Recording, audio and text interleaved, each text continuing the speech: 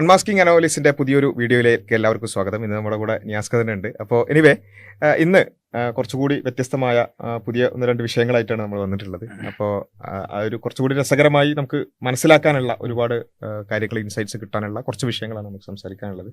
അപ്പോൾ എന്താണ് ഇന്ന് നമ്മൾ പ്രധാനമായിട്ടും സംസാരിക്കാൻ ഉദ്ദേശിക്കുന്നത് ചരിത്രപരമായിട്ടൊരു വിഷയമാണ്. ചരിത്രം എന്ന് പറഞ്ഞാൽ ഏതൊരു മനുഷ്യനും അറിഞ്ഞിരിക്കേണ്ടതാണ് എന്ന് ഞാൻ വിചാരിക്കുന്ന ഒരു വിഷയമാണ്. അപ്പോൾ അതിൻ്റെ ഒരു വിഷയം എന്താണെന്ന് വെച്ചാൽ, നമ്മളിപ്പോൾ ഏതൊരു ആശയത്തിൽ വിശ്വസിക്കുന്ന ആളായിക്കോട്ടെ, ഇപ്പോൾ മതമായിക്കോട്ടെ, ഇപ്പോൾ നമ്മളൊരു പ്രത്യേക മതത്തിൽ വിശ്വസിക്കുന്ന ആളാണ്, അല്ലെങ്കിൽ ഒരു പ്രത്യേക രാഷ്ട്രീയത്തിൽ വിശ്വസിക്കുന്ന ഒരാളാണെങ്കിൽ നമ്മൾ എന്ത് ചെയ്യുന്നത് വെച്ചാൽ, നമ്മളുടെ അതിൻ്റെ പ്രധാന ബുദ്ധിജീവികളുണ്ടല്ലോ, പ്രധാന ബുദ്ധിജീവികളുടെ പണി എന്താണെന്ന് വെച്ചാൽ, ചരിത്രത്തിൽ ജീവിച്ചിരുന്ന മഹാന്മാരായ ആളുകൾ ഇവരുടെ ആശയവുമായിട്ട് ബന്ധപ്പെട്ട് എന്തെങ്കിലും സംസാരിച്ചിട്ടുണ്ടെങ്കിൽ ആ ആശയത്തോട് ഏറെക്കുറെ സപ്പോർട്ട് ചെയ്യുന്ന നിലയിൽ ഏതെങ്കിലും ഒരു കോണ്ടെക്സ്റ്റിൽ അതിനെടുക്കാൻ പറ്റുന്നുണ്ടെങ്കിൽ അതിനെടുത്തിട്ട് അതിനെ ഗ്ലോറിഫൈ ചെയ്ത് കാണിക്കുക, അയാൾ ഇങ്ങനെ സംസാരിച്ചിട്ടുണ്ട് എന്ന് പറയുകയും, അതല്ല ഏതെങ്കിലും ഒരു ചരിത്ര പുരുഷൻ, അതായത് മഹാനായ ഒരു മനുഷ്യൻ, അയാൾ നമ്മൾ വിശ്വസിക്കുന്ന ഒരു മതത്തിനെതിരെയോ അല്ലെങ്കിൽ ആശയത്തിനെതിരെയോ അല്ലെങ്കിൽ ഒരു തത്വസംഹിതക്കെതിരെയോ സംസാരിക്കുമ്പോൾ അയാളെ നമ്മൾ എന്ത് ചെയ്യും, പേഴ്സണലി പതിയെ ആരും അറിയാത്ത രീതിയിൽ ഡിസ്ക്രെഡിറ്റ് ചെയ്യാനുള്ള ഒരു പരിപാടി നോക്കും. നേരെ അറ്റാക്ക് ചെയ്യാൻ പറ്റില്ല, കാരണം അത്രയും ഫേമസ് ആയ ഒരാളാണ്. ഇപ്പോൾ ഉദാഹരണത്തിന് നമ്മൾ നോക്കുകയാണെങ്കിൽ ഇപ്പോൾ ഡോക്ടർ ബി ആർ അംബേദ്കർ, ഇപ്പോൾ പുള്ളി മുസ്ലിം വിരുദ്ധനാണ്. അപ്പോൾ അതായത് ഹിന്ദുത്വ ഹൈജാക്ക് ചെയ്യാൻ ശ്രമിച്ചുകൊണ്ടിരിക്കുകയാണ്. അപ്പോൾ അതിൻ്റെ ഒരു ഭയങ്കര ഒരു പ്രശ്നമുണ്ട്. ശരിക്കുള്ള ബി ആർ അംബേദ്കർ നമുക്ക് പറഞ്ഞാൽ ഇവർ ഈ പറയുന്ന ആശയ പ്രതലം എവിടെയാണ് അതിന്റെ നേരെ ഓപ്പോസിറ്റ് പ്രതലത്തിൽ നിൽക്കുന്ന ആളാണ്.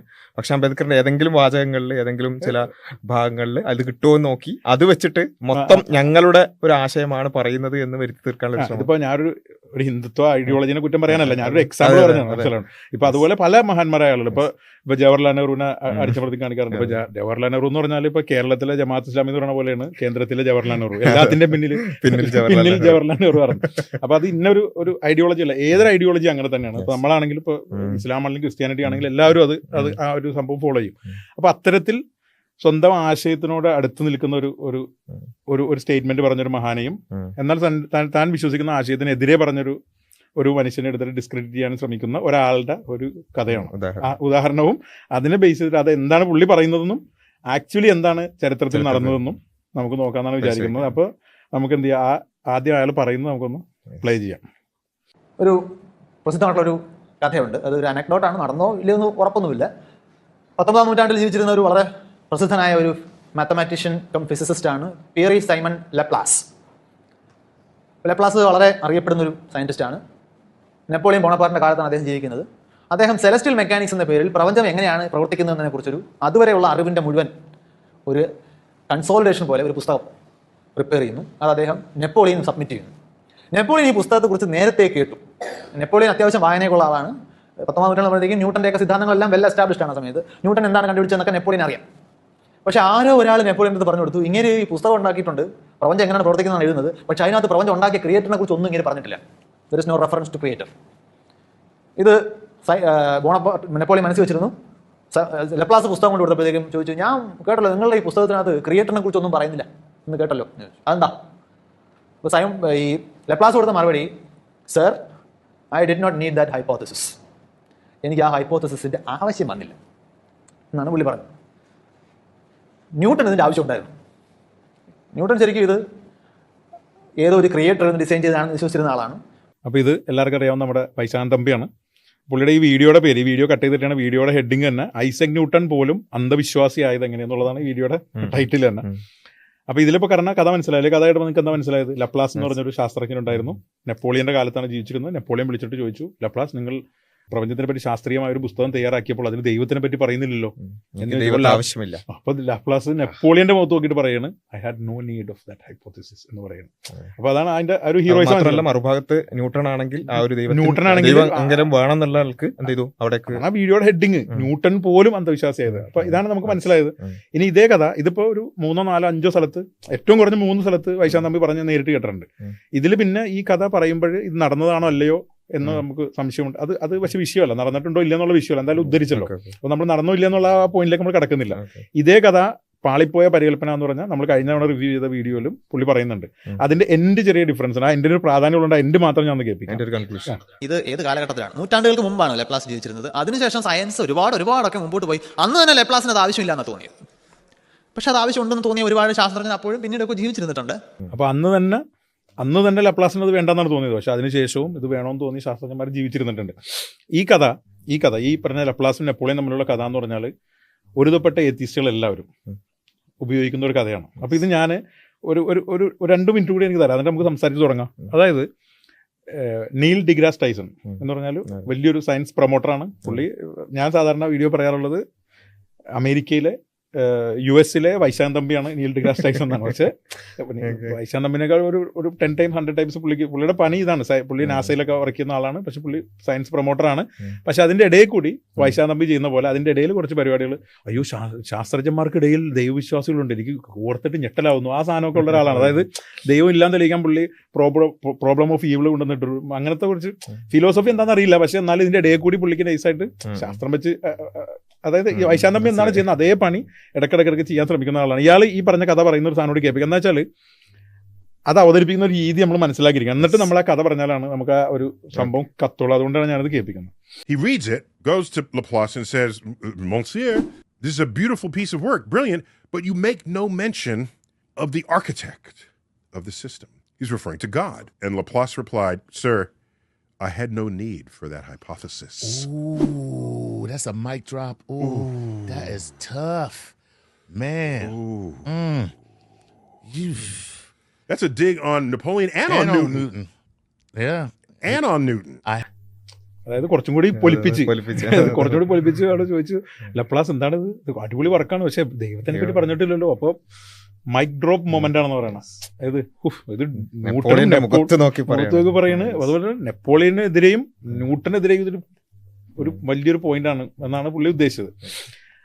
ഇനി നമ്മൾ ഈ വിഷയത്തിലേക്ക് കിടക്കണം. ഒരു ഒറ്റ വീഡിയോയും കൂടി, അതായത് ഈ ന്യൂട്ടനും അന്ധവിശ്വാസമുള്ള വിഷയത്തിൽ വൈശാഖ് തമ്പിയുടെ ഒരു വീഡിയോ കൂടി കണ്ടിട്ട് നമുക്ക് സംസാരിക്കാം. അപ്പോൾ നമുക്ക് എന്താ വെച്ചാൽ എനിക്ക് ഒറ്റയടിക്കാൻ നമുക്ക് കണ്ട് സംസാരിച്ച് പോകാം. അതൊരു ചരിത്രപരമായിട്ട് നമുക്ക് കഥ പോലെ അങ്ങനെ പറഞ്ഞു പോകാൻ വേണ്ടിയിട്ടാണ്. അപ്പോൾ ഒറ്റ വീഡിയോ കൂടി ഞാൻ പ്ലേ ചെയ്യാം. അങ്ങനെയല്ല, ഉദാഹരണത്തിന് ഐസക് ന്യൂട്ടന്റെ കാര്യം ഇപ്പോൾ പറഞ്ഞു കഴിഞ്ഞതേ ഉള്ളൂ. ഐസക് ന്യൂട്ടൻ സ്വന്തം ജീവിതത്തിന്റെ നല്ലൊരു പങ്കും ചെലവഴിച്ചത് ആൽക്കമിയിലൊക്കെയാണ്. അതായത് ഈ ട്രാൻസ്മ്യൂട്ടേഷൻ എന്ന വഴി ഈയത്തെ സ്വർണ്ണമാക്കി മാറ്റുന്നത് എങ്ങനെ, അതിനുവേണ്ടി പുള്ളി ഇതുപോലെ ഈസോട്ടറിക് ആയിട്ടുള്ള ടെക്സ്റ്റ് ബുക്കുകളൊക്കെ വായിക്കുകയും ബൈബിൾ ഡീകോഡ് ചെയ്ത് ലോകാവസാനം എന്നാണെന്ന് മനസ്സിലാക്കാൻ ശ്രമിക്കുകയൊക്കെ ചെയ്ത ഒരാളാണ് ഐസക് ന്യൂട്ടൻ. പക്ഷെ അതൊന്നും പിന്നെ ആരും ശ്രദ്ധിച്ചില്ല. അപ്പോൾ ഇതാണ് നമ്മുടെ വിഷയം. അപ്പോൾ ഐസക് ന്യൂട്ടൻ അന്ധവിശ്വാസിയായ ഒരു ശാസ്ത്രജ്ഞൻ. അതായത് സയൻസ് ഒക്കെ കൊള്ളാം, പുള്ളി ഒരുപാട് കാര്യങ്ങളൊക്കെ നടത്തിയിട്ടുണ്ട്. പക്ഷെ ബേസിക്കലി ഐസക് ന്യൂട്ടൻ അന്ധവിശ്വാസിയായ ഒരു വിഷയം ലപ്ലാസിന്റെ കഥ. ഇനി നമുക്ക് എന്ത് ചെയ്യാം, നമ്മൾ ചരിത്രത്തിലേക്ക് പോയിട്ട് ഈ കഥ എന്താണെന്ന് നമ്മളൊന്ന് മനസ്സിലാക്കാൻ ശ്രമിക്കുകയാണ്. ഇപ്പോൾ നമ്മുടെ വേർഷനായിട്ട് കൂട്ടിയാൽ മതി. ഞാൻ ഇതിനെപ്പറ്റി സംസാരിച്ചിട്ടുണ്ട് ഒരു വീഡിയോയിൽ, പക്ഷേ അത് വേറൊരു ഫോക്കസ് ചെയ്താൽ സംസാരിച്ചത്. നമുക്ക് ന്യൂട്ടനെ ഫോക്കസ് ചെയ്തിട്ട് നമുക്ക് നോക്കാം. അപ്പോൾ ഈ കഥ മനസ്സിലാക്കണമെങ്കിൽ ഇപ്പോൾ 2 വിഷയങ്ങൾ അതിൻ്റെ അകത്തുള്ളത്. ഒന്ന് ലപ്ലാസുമായി ബന്ധപ്പെട്ട നെപ്പോളിയന്റെ കഥയുണ്ട്. രണ്ടാമത് അന്ധവിശ്വാസിയായ ന്യൂട്ടൻ. അതായത് EM ചുരുക്കി സ്വർണ്ണമാക്കാൻ ശ്രമിച്ച ഒരു അന്ധവിശ്വാസി, അടുത്ത അന്ധവിശ്വാസിയായ ബൈബിൾ നോക്കി എന്തൊക്കെയോ കണ്ടെത്താൻ രൂപത്തിലൊരു വാട്സ്ആപ്പ് യൂണിവേഴ്സിറ്റി ഒക്കെ നോക്കിയിട്ട് ന്യൂട്ടൻ അത്ര മോശമായ ഒരു മനുഷ്യൻ.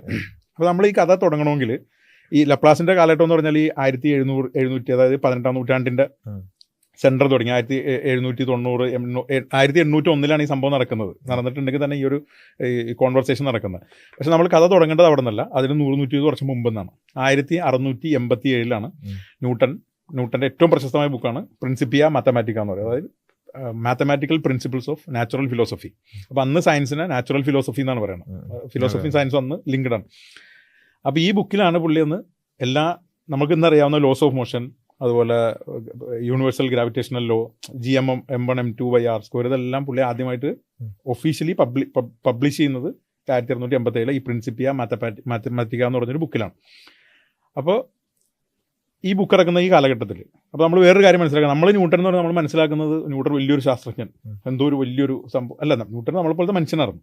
അപ്പോൾ ന്യൂട്ടൻ്റെ ജീവിതത്തിൽ ഒരു ശത്രു ഉണ്ടായിരുന്നു, ഒരു എനിമി ഉണ്ടായിരുന്നു വിചാരിക്കും. ഈ എനിമി അപ്പോൾ ന്യൂട്ടൻ്റെ കഥയിൽ വളരെ പ്രാധാന്യമുള്ളൊരു ന്യൂട്ടൻ്റെ ശത്രു എന്ന് വേണമെങ്കിൽ നമുക്ക് പറയാവുന്ന ഒരു ശാസ്ത്രജ്ഞനുണ്ട്. ഇതേ കാലഘട്ടത്തിൽ ജീവിച്ചിരുന്ന ലെബനിസ് എന്ന് പറഞ്ഞൊരു ശാസ്ത്രജ്ഞനാണ്. അപ്പോൾ ഇവർ തമ്മിലുള്ള ഒരു ശത്രുത തുടങ്ങാനുള്ള കാരണം എന്ന് പറഞ്ഞാൽ ന്യൂട്ടൻ ഈ 1687 ബുക്ക് ഇറങ്ങുന്നതിനൊക്കെ മുമ്പ് ഒരു 1640-60 കാലഘട്ടത്തിൽ 1660 ആ കാലഘട്ടത്തിൽ പുള്ളി കാൽക്കുലസ് ഡെവലപ്പ് ചെയ്തായിരുന്നു. അതായത് ന്യൂട്ടനെയും ലെബനിസിനെയും പറ്റി നിങ്ങൾ സെർച്ച് ചെയ്യണമെന്നുണ്ടെങ്കിൽ, ഗൂഗിളിൽ സെർച്ച് ചെയ്യണമെന്നുണ്ടെങ്കിൽ, അല്ലെങ്കിൽ കാൽക്കുലസ് കണ്ടുപിടിച്ചത് ആരാണ് എന്ന് ഗൂഗിളിൽ അടിച്ചു നോക്കുകയാണെങ്കിൽ അടിയിൽ വരുന്നത് ന്യൂട്ടനും ലെബനിസും കൂടിയാണ് കാൽക്കുലസ് കണ്ടുപിടിച്ചത്. ബ്രാക്കറ്റിൽ അവർ ഇൻഡിപെൻഡൻ്റ് ആയിട്ടാണ് കണ്ടുപിടിച്ചതെന്ന് വരും. അതായത് രണ്ടുപേരും കൂടി കണ്ടുപിടിച്ചിട്ടുണ്ട്, ഇൻഡിപെൻഡൻറ്റ്. അപ്പോൾ ഒറ്റ ലൈനുള്ളെങ്കിൽ അത് വലിയൊരു വിഷയമായിരുന്നു. അതായത് ന്യൂട്ടൻ കാൽക്കുലസ് എല്ലാം റെഡിയാക്കി കാൽക്കുലസ് സ്വന്തമായിട്ടാണ് പുള്ളി വേറൊരു പേരിലായിരുന്നു കാൽക്കുലസ് എന്ന് പറഞ്ഞാൽ മനസ്സിലായി, നമ്മൾ ഇൻ്റഗ്രേഷൻ ഡിഫറൻസിയേഷൻ. അപ്പോൾ ന്യൂട്ടൺ ഈ കാൽക്കുലസ് സ്വന്തമായിട്ട് കണ്ടെത്തി ഇങ്ങനെ എല്ലാം റെഡിയാക്കി വെച്ചിട്ടുണ്ട്, പബ്ലിഷ് ചെയ്തിട്ടില്ല. അതിൻ്റെ സമയത്താണ് പുള്ളി പിന്നെ ഈ ബുക്ക് ഇറക്കാനുള്ള പരിപാടിയിലേക്ക് പോകുന്നത്. ഈ ഗ്യാപ്പിൽ ലെബനിസ് ഇതുപോലെ തന്നെ ഇൻഡിപെൻഡൻ്റ് ആയിട്ട് പുള്ളിയും കാൽക്കുലസ് കണ്ടെത്തി. നമ്മൾ ഉപയോഗിക്കുന്നതൊക്കെ മിക്കവാറും ലെബനിസിൻ്റെ ഒരു ഇതാണ്, ഇൻ്റഗ്രേഷൻ ഇതെല്ലാം വെച്ചിട്ട് ഇതേ സംഭവം കാൽക്കുലസ് തന്നെ പുള്ളിയും ബുക്ക് പബ്ലിഷ് ചെയ്തു. ഇത് ചെയ്ത് കഴിഞ്ഞപ്പോഴും ന്യൂട്ടൺ വിചാരിച്ചെന്താണെന്ന് വെച്ചാൽ എൻ്റെ ബുക്കും കോപ്പി അടിച്ചു. അങ്ങനെ ഒരു ആരോപണം പറഞ്ഞു പുള്ളി, ഞാനിത് എഴുതി വെച്ചേക്കാണ്, ഇവൻ എൻ്റെ ബുക്ക് കോപ്പി അടിച്ചിട്ട് കാൽക്കുലസ് ഉണ്ടാക്കിയതാന്ന് പറഞ്ഞു. അപ്പോൾ ഇവർ തമ്മിലൊരു അങ്ങോട്ട് കൂടി തർക്കം വന്നത്. ന്യൂട്ടൺ UK അപ്പോൾ UK ആളുകളൊക്കെ ന്യൂട്ടൻ്റെ കൂടെ, ന്യൂട്ടൺ അന്ന് അവിടുത്തെ വലിയ സയൻസിലെ പ്രധാനപ്പെട്ട സംഭവങ്ങളുള്ള ഒരാളാണ്. അപ്പുറം ബാക്കിയുള്ള കുറേ ശാസ്ത്രജ്ഞന്മാർ അപ്പുറ സൈഡിൽ ലെബനിസിൻ്റെ കൂടെ നിന്നിട്ടുള്ള ഒരു തർക്കമാണ്. അപ്പോൾ ആ തർക്കത്തിൽ വേറെ രസകരമായ സംഭവം. ഇപ്പോൾ ഈ പുള്ളി ഈ തർക്കം തീരുമാനമാക്കാൻ എവിടെ വരുന്നത് വെച്ചാൽ റോയൽ സൊസൈറ്റി എന്ന് പറഞ്ഞൊരു സംഭവമുണ്ട്. അതിൻ്റെ അണ്ടറിൽ വരുന്ന വേറൊരു ഡിപ്പാർട്ട്മെൻ്റ് ഉണ്ട്. ആ ഡിപ്പാർട്ട്മെൻറ്റിലാണ് ഇങ്ങനത്തെ തർക്കങ്ങളൊക്കെ വരുന്നത്.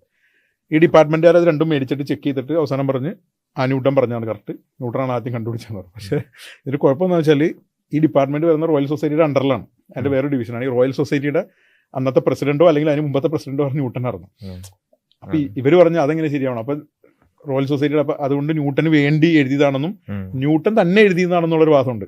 ന്യൂട്ടൺ തന്നെ രണ്ടും കമ്പയർ ചെയ്ത് എഴുതാന്നുള്ള വാദമുണ്ട്. അത് ഉറപ്പല്ല, പക്ഷെ എന്നാലും മനസ്സിലായി അത്രത്തോളം മോശം ഒരു രണ്ട് വ്യക്തിപരമായിട്ടൊരു പ്രശ്നം എന്നുള്ള നിലക്ക് അത്രയും കൊടുമ്പിരി കൊണ്ടുവയ്ക്കുന്ന സമയമാണ് നമ്മൾ മനസ്സിലാക്കണം. എന്നാലും നമുക്ക് ആ ഒരു കഥയിലേക്ക് കടക്കാൻ പറ്റുള്ളൂ.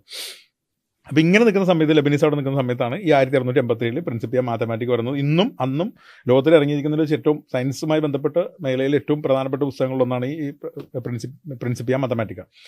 അപ്പോൾ ഇതിൻ്റെ അകത്തിൽ ഗ്രാവിറ്റേഷണൽ ഫോഴ്സ് ഇൻട്രൊഡ്യൂസ് ചെയ്യുന്നത്. ഗ്രാവിറ്റേഷണൽ ഫോഴ്സ് എന്ന് പറഞ്ഞാൽ എന്താണ്? രണ്ട് ഭാരമുള്ള വസ്തുക്കൾ തമ്മിൽ, ന്യൂട്ടൺ പറഞ്ഞത് രണ്ട് ഭാരമുള്ള വസ്തുക്കളുടെ ഇടയിൽ ഒരു ബലം പ്രവർത്തിക്കുന്നുണ്ട്. ആ ബലം അവരുടെ മാസ് തമ്മിലുള്ള മാസുകൾ തമ്മിലുള്ള ഇതിന്റെ ഡയറക്ട്ലി പ്രൊപ്പോർഷണലും R² ഇൻവേഴ്സ്ലി പ്രൊപ്പോർഷണലാണെന്നാണ് പുള്ളി പ്രസന്റ് ചെയ്യുന്നു. ഈ പറഞ്ഞ ഇക്വേഷൻ ഉണ്ടാക്കുന്നു. അപ്പോൾ നമ്മളിപ്പോൾ വിചാരിക്കുന്നത് ന്യൂട്ടൺ കണ്ടെത്തിയപ്പോൾ തന്നെ എല്ലാവരും എണിച്ചിട്ട് കൈയടിച്ച് ന്യൂട്ടൺ കണ്ടെത്തി കളഞ്ഞല്ലോ, ആ ഒരു മൂഡ് നമ്മൾ വിചാരിക്കണം. പക്ഷെ സത്യത്തിൽ ഇത് കണ്ടപ്പോഴും അപ്പുറം ലെബനീസ് അവിടെ നോക്കിയിരിക്കണം, ഇയാൾ എന്ത് ചെയ്യണോ അപ്പോൾ വിമർശിക്കണം. ഇയാൾ അവിടെ നിന്ന് എന്താ പറഞ്ഞു വെച്ചാൽ ഇത് ശരിയല്ല. കാരണം എന്താ വെച്ചാൽ ഒരു അപ്പുറം ഇപ്പുറം ഇരിക്കുന്ന രണ്ട് വസ്തുക്കൾ ഒരു ബന്ധമില്ല തമ്മിൽ, അവർ തമ്മിൽ ബലം ഉണ്ടെന്നാണ് പറയുന്നത്. ന്യൂട്ടൺ സംസാരിക്കുന്ന സയൻസ് അല്ല, ഏതോ മാജിക് ഇതിനെ പറ്റിയാണ് സംസാരിക്കുന്നത്. ഒക്കൾട്ട് ക്വാളിറ്റി എന്നൊക്കെ പറഞ്ഞാൽ അന്ന് അപമാനിക്കലാണ്. അതായത് സയൻസ് ഒന്നും അല്ലത്, ഇത് എന്തോ മാജിക്കിനെ പറ്റിയാണ് സംസാരിക്കണം എന്നുള്ള നിലക്ക് ഇയാൾ അതിനെ റിവ്യൂ ചെയ്യണം. റിവ്യൂ ചെയ്ത് നശിപ്പിക്കാന്ന് പറഞ്ഞ പോലെ റിവ്യൂ ചെയ്യണം. അപ്പൊ ന്യൂട്ടന് സത്യം പറഞ്ഞത് ടെൻഷനായി. കാരണം ന്യൂട്ടനും എംബ്രിസത്തിന്റെ ആളാണ്. പുള്ളി എല്ലാം ചെക്ക് ചെയ്ത് വെരിഫൈ ചെയ്ത് ചെയ്യുന്ന ആളാണ്. അപ്പോൾ പ്രിൻസിപ്പിയ മാത്തമാറ്റിക്ക ഇങ്ങനെ ഒരു വിമർശനം ശരി കൂടി നിൽക്കുന്നുണ്ട്. പുള്ളിയുടെ ശത്രുവാണല്ലോ. അപ്പോൾ പുള്ളി എന്ത് ചെയ്യുന്നു വെച്ചാൽ അടുത്ത എഡിഷൻ ഇറങ്ങിയപ്പോൾ, ഈ പ്രിൻസിപ്പിയ മാത്തമാറ്റിക്കയുടെ നെക്സ്റ്റ് എഡിഷൻ ഇറങ്ങിയപ്പോൾ അതിന്റെ കൂടെ എക്സ്ട്രാ ഒരു പോർഷനും കൂടി ആഡ് ചെയ്തു. ജനറൽ സ്കോളിയോ എന്ന് പറഞ്ഞിട്ട് ഒരു കൺക്ലൂഡിങ് എസ്സേ പോലെ ആഡ് ചെയ്തിട്ടുണ്ട്. ഈ എസ്സേ ആഡ് ചെയ്യുമ്പോൾ ഡയറക്റ്റ് ഇതിനെ അഡ്രസ്സ് ചെയ്യുന്നില്ലെങ്കിലും ഇതിന്റെ ഒരു മറുപടി പോലെയാണ് പുള്ളി ചെയ്യുന്നത്. പുള്ളി ഉപയോഗിച്ച പ്രശസ്തമായ ഒരു വാക്കാണ് ഹൈപ്പോത്തിസിസ് നോൺ ഫിങ്കോ എന്ന് പറയും. അത് നിങ്ങൾ അടിച്ചു നോക്കിയാൽ മതി. ഹൈപ്പോത്തിസിസ് നോൺ ഫിങ്കോ എന്ന് പറഞ്ഞാൽ ന്യൂട്ടൺ പറഞ്ഞതെന്ന് വെച്ചാൽ ഈ വിമർശനത്തിനെതിരെ പറയുന്ന ഒരു പോയിന്റിലൊന്നാണ്, രണ്ട് വസ്തുക്കൾ അപ്പുറം ഇപ്പുറം ഇരിക്കുന്നുണ്ടെങ്കിൽ ഇവർ തമ്മിൽ ഒരു ബലം അനുഭവപ്പെടുന്നുണ്ട്. അതായത് അവർ തമ്മിലൊരു റിലേഷൻ ഉണ്ട്. ആ റിലേഷൻ മാത്തമാറ്റിക്കലി പുള്ളി അത് റെപ്രസെന്റ് ചെയ്യുക മാത്രമാണ് ചെയ്തേക്കണത്. അതല്ലാതെ ഞാനൊരു ഹൈപ്പോത്തിസിസ് മുന്നോട്ട് വെക്കുന്നില്ല. അതായത് അതിന്റെ ഇടയിൽ ആരോ പിടിച്ച് വലിക്കുന്നോ, ഇവർ തമ്മിൽ അങ്ങോട്ടും ഇങ്ങോട്ടും വലിക്കുന്നോ, അതിൻ്റെ ഉള്ളിൽ എന്തോ അതെന്താണെന്ന് എനിക്കറിയില്ല. പക്ഷെ രണ്ട് വസ്തുക്കൾ തമ്മിൽ ഒരു അട്രാക്ഷൻ ഉണ്ട്, ഇവർ തമ്മിൽ ഒരു ഫോഴ്സ് ഉണ്ട്. ആ ഫോഴ്സ് മാത്തമാറ്റിക്കലി ഇങ്ങനെ റെപ്രസെന്റ് ചെയ്യുന്നത് മാത്രമേ ഞാൻ പറയുന്നുള്ളൂ എന്ന് പറയുന്നു ഒന്ന്. പിന്നെ അതുപോലെ തന്നെ പുള്ളിയുടെ പ്രധാനപ്പെട്ട വീക്ഷണങ്ങളിലൊന്നെന്ന് പറഞ്ഞാൽ ഈ ലോകത്ത് എല്ലാം വളരെ കൃത്യമായിട്ട് ചില ലോ ഫോളോ ചെയ്തുകൊണ്ടും കൃത്യമായിട്ടാണ് നടക്കുന്നത്, എല്ലാം ക്രമമായിട്ടാണ് നടക്കുന്നത്. അപ്പോൾ ഈ ലോകം ഒരു ഇൻ്റലിജൻ്റ് ആയിട്ടുള്ള ഒരു ഓൾ പവർഫുൾ ആയിട്ടുള്ള ഒരു ദൈവത്തിൻ്റെ ഒരു ഇതാണെന്ന് പറഞ്ഞാൽ അത് പുള്ളി ആഡ് ചെയ്യുന്നത് എവിടെയാണ്? ഈ ജനറൽ സ്കോളിയത്തിലാണ്. അപ്പോൾ പുള്ളി എന്തിനാണ് അത് ആഡ് ചെയ്യുന്നത്? പുള്ളി സയന്റിഫിക് വർക്കിലേക്ക് ദൈവത്തിനെ കയറ്റിയതല്ല. ഇങ്ങനെ ഒരു വിമർശനം വന്നപ്പോൾ അവരുദ്ദേശിക്കുന്നത് ന്യൂട്ടൺ അങ്ങനെ ഡിസ്ക്രെഡിറ്റ് ചെയ്യാം, ഏത് മാജിക്കിനെ പറ്റി സംസാരിക്കും. ന്യൂട്ടൺ പറഞ്ഞാൽ അങ്ങനെയല്ല, ഇവിടെ ഇങ്ങനെ ഒരു ദൈവം ഉണ്ടെങ്കിൽ ഇവിടെ ഇങ്ങനെ ഒരു സിസ്റ്റം സെറ്റ് ചെയ്തിട്ടുണ്ട്, ആ സെറ്റ് ചെയ്തേക്കണാണ് ഇത്. ആ സിസ്റ്റം വെച്ചിട്ടാണ് ഞാൻ പറഞ്ഞത്, അല്ലാതെ ഒരു മാജിക്കിനെ കുറിച്ചല്ല. ആ സിസ്റ്റം എന്താണെന്ന് എനിക്ക് മനസ്സിലായിട്ടില്ല. പക്ഷെ അത് തമ്മിൽ റിലേഷൻ ഞാൻ മാത്തമാറ്റിക്കലി ഡ്രൈവ് ചെയ്തെടുത്തു. അതാണ് ഞാൻ പറഞ്ഞതെന്ന് പറഞ്ഞിട്ട് പുള്ളി സത്യം പറഞ്ഞാൽ വിമർശനത്തിന് എസ്കേപ്പ് ആവുന്നതാണ് ചെയ്യുന്നത്.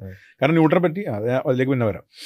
അപ്പോൾ ഇത് കഴിഞ്ഞിട്ട് പിന്നെ ഇതിൻ്റെ അകത്ത് ഇതിൽ വേറൊരു സംഭവം എന്ന് വെച്ചാൽ ഈ ഗ്രാവിറ്റേഷണൽ ഫോഴ്സ് ഉണ്ടല്ലോ, ഇത് യൂണിവേഴ്സൽ ഗ്രാവിറ്റേഷണൽ ലോ ആണ്. നമ്മൾ ആപ്പിളും മരം മാത്രമല്ല, ഇത് വെച്ചിട്ട് സോളാർ സിസ്റ്റത്തിന്റെ മൂവ്മെന്റ് പുള്ളി വിശദീകരിക്കുന്നുണ്ട്. അതായത് സൂര്യനും ഭൂമിയും കൂടി നിൽക്കുമ്പോൾ എന്തുകൊണ്ടാണ് ഭൂമി ഇങ്ങനെ. അപ്പോൾ പുള്ളി അതിൽ ഈ ഇക്വേഷൻ വെച്ചിട്ട്, ഈ ഗ്രാവിറ്റി വെച്ചിട്ട് പുള്ളി അതിനെ ഡിഫൈൻ ചെയ്യുന്നുണ്ട്. ഒരു സാധനം കറങ്ങാൻ ഏറ്റവും സ്റ്റേബിൾ ആയിട്ടുള്ള മാർഗം ഓർബിറ്റ്, ഇങ്ങനത്തെ ഇപ്പം നിലവിലുള്ള ഈ ഓർബിറ്റ് പോലെ കറങ്ങുന്നതാണ് ഏറ്റവും നല്ലത്. അങ്ങനെ പുള്ളി തെളിയിക്കുകയാണ്. അപ്പോൾ അത് പുള്ളിക്ക് വിശദീകരിക്കാൻ സാധിക്കുന്നുണ്ട് എന്തുകൊണ്ട് സോളാർ സിസ്റ്റം നിലനിൽക്കുന്നു. അപ്പോൾ അത് 2 ബോഡി പ്രോബ്ലം എന്ന് പറയും. അതായത് സൂര്യനും ഭൂമിയും. പക്ഷെ അപ്പോൾ ചന്ദ്രനും ഉണ്ട് സൈഡിൽ. അപ്പോൾ ഭാരമുള്ള എല്ലാ വസ്തുക്കളും ആകർഷിക്കണം. അപ്പോൾ സൂര്യനും ചന്ദ്രനും ഭൂമിയും കൂടിയുള്ള സ്ഥലവും പുള്ളി സോൾവ് ചെയ്തിട്ടുണ്ട്. കാരണം പുള്ളി ഈ പ്രിൻസിപ്പിയ മാത്തമാറ്റിക്കൽ ഉപയോഗിക്കുന്ന ജോമെട്രിയാണ്. പണ്ട് ജോമെട്രി ആയിരുന്നു, കാൽക്കുലസ് പുള്ളി കണ്ടുപിടിച്ചിട്ടുള്ളൂ, അത് ഉപയോഗിച്ചിട്ടില്ല. അപ്പോൾ ജോമെട്രി ഉപയോഗിച്ചിട്ട് പുള്ളി ഇതും സോൾവ് ചെയ്തു. പക്ഷെ അപ്പോഴും വേറെ പ്രശ്നമുണ്ട്, ഈ സോളാർ സിസ്റ്റത്തിന്റെ അകത്ത് വേറെ ഒരുപാട് ഗ്രഹങ്ങളുണ്ട്. അപ്പൊ ഇതെല്ലാം ഇതിനെ പെർട്ടർബേഷൻ എന്ന് പറയും. പെർട്ടർബേഷൻ, ഇവരുടെ പെർട്ടർബേഷൻ കാരണം കാൽക്കുലേറ്റ് ചെയ്ത് നോക്കുമ്പോൾ, പുള്ളിയുടെ ജോമെട്രി വെച്ച് കാൽക്കുലേറ്റ് ചെയ്ത് നോക്കുമ്പോൾ കുറെ കാലം കഴിയുമ്പോൾ ഈ സോളാർ സിസ്റ്റത്തിന്റെ സ്റ്റെബിലിറ്റി നഷ്ടപ്പെടും. പുള്ളി കണക്കൂട്ടിക്കൊണ്ടിരുന്ന ഒരു സ്റ്റെബിലിറ്റി എന്തായാലും കുറച്ച് കാലം കഴിയുമ്പോൾ സ്റ്റെബിലിറ്റി നഷ്ടപ്പെടും, സോളാർ സിസ്റ്റം സ്വന്തമായിട്ട് നശിച്ചു പോകുന്നതാണ് പുള്ളിയുടെ എത്തിപ്പെടുന്നത്. അപ്പൊ അങ്ങനെ ഒരു സംഭവം നിൽക്കുന്നത് പുള്ളിക്ക് പൂർണ്ണമായിട്ട് സോൾവ് ചെയ്യാൻ പറ്റിയിട്ടില്ല. അപ്പോൾ ആ സമയത്ത് പുള്ളിയുടെ ഒരു സുഹൃത്ത് ജോർജ് ബെൻലി എന്ന് പറഞ്ഞിട്ടൊരു സുഹൃത്തുണ്ട്. ഓക്കെ, പേര് ചിലപ്പോൾ ചെറിയ വ്യത്യാസം ഉണ്ടാവും. പുള്ളി ഒരു ഫാദറാണ്, പള്ളിയിലച്ഛനാണ്. അപ്പോൾ പണ്ടും നമ്മുടെ ഇപ്പോഴത്തെ പോലെ ഈ ഏത്തീസം തീസം ഡിബേറ്റ് ഉണ്ട്, ദൈവം ഉണ്ടോ ഇല്ലയോ. അപ്പോൾ അതിന് പോകുന്ന സമയത്ത് ഈ ജോർജ് ബെൻലി ഇയാളെ സുഹൃത്താണല്ലോ, നീ സയൻസിൽ വർക്ക് ചെയ്യണല്ലേ ന്യൂട്ടാ, ഒരു കുറച്ച് പോയിന്റ്സ് ഇങ്ങോട്ട് പറഞ്ഞാന്ന് പറയുമല്ലോ. ഇപ്പൊ നമ്മൾ ഈ കേരളത്തിലുള്ള പോലെ ഇപ്പൊ എത്തിസ്റ്റുകൾ വിളിച്ചിട്ട് വൈശാൻ തമ്പി എന്തെങ്കിലും ഒരു പോയിന്റ് പറഞ്ഞുതരാമോ, ഞങ്ങൾ തീസത്തിന് പോകണം. അപ്പോൾ വൈശാൻ തമ്പി ഒരു കാര്യം ചെയ്യും, നമ്മുടെ റേഡിയോ ആക്റ്റീവ് ഡീക്കയിൽ ഒരു ആറ്റം വിഘടിക്കും. കഴിഞ്ഞ വീഡിയോയിൽ നമ്മൾ പറഞ്ഞോളെ വിഘടിക്കുന്നതിന് കാരണമൊന്നുമില്ല, അപ്പൊ കാരണമില്ലാതെ ലോകം ഉണ്ടായിരുന്ന തട്ടിക്കോ എന്ന് പറയൂലോ. അപ്പൊ അന്നത്തെ മനസ്സിലായി. അതുപോലെ ന്യൂട്ടൺ എടുത്ത് ന്യൂട്ടൺ ഒരു പോയിന്റ്. അപ്പൊ ന്യൂട്ടൺ ഈ ബെൻലിക്ക് എഴുതുന്ന കത്തിൽ പറയുന്നുണ്ട്, ആദ്യം പുള്ളി പറയുന്നത് എല്ലാം ഈ ലോകത്ത് വളരെ ക്ലോക്ക് വർക്ക് പോലെ നടക്കുന്നത്, അത് പ്രോപ്പർ വില നടക്കുന്നത്. അങ്ങനെ വെറുതെ നമുക്ക് അങ്ങനെ അതിന് സ്വാഭാവികമായിട്ടൊരു സൂപ്പർ ഇന്റലിജന്റ് ആയിട്ടുള്ള സൂപ്പർ പവർഫുൾ ആയിട്ടുള്ള ഒരാളില്ലാതെ നടക്കില്ല. അതാണ് ഒന്നാമത്തെ പോയിന്റ്. രണ്ടാമത്തെ പോയിന്റ് എന്താണെന്ന് വെച്ചാൽ സോളാർ സിസ്റ്റത്തിനെ പറ്റി നമ്മളിപ്പോൾ നിലവിലുള്ള സയന്റിഫിക് അണ്ടർസ്റ്റാൻഡിങ് പ്രകാരം കണക്കൂട്ടി നോക്കുമ്പോൾ ഇത് കുറച്ചു കാലം കഴിയുമ്പോൾ സോളാർ സിസ്റ്റം തന്നെ നശിച്ചു പോകും.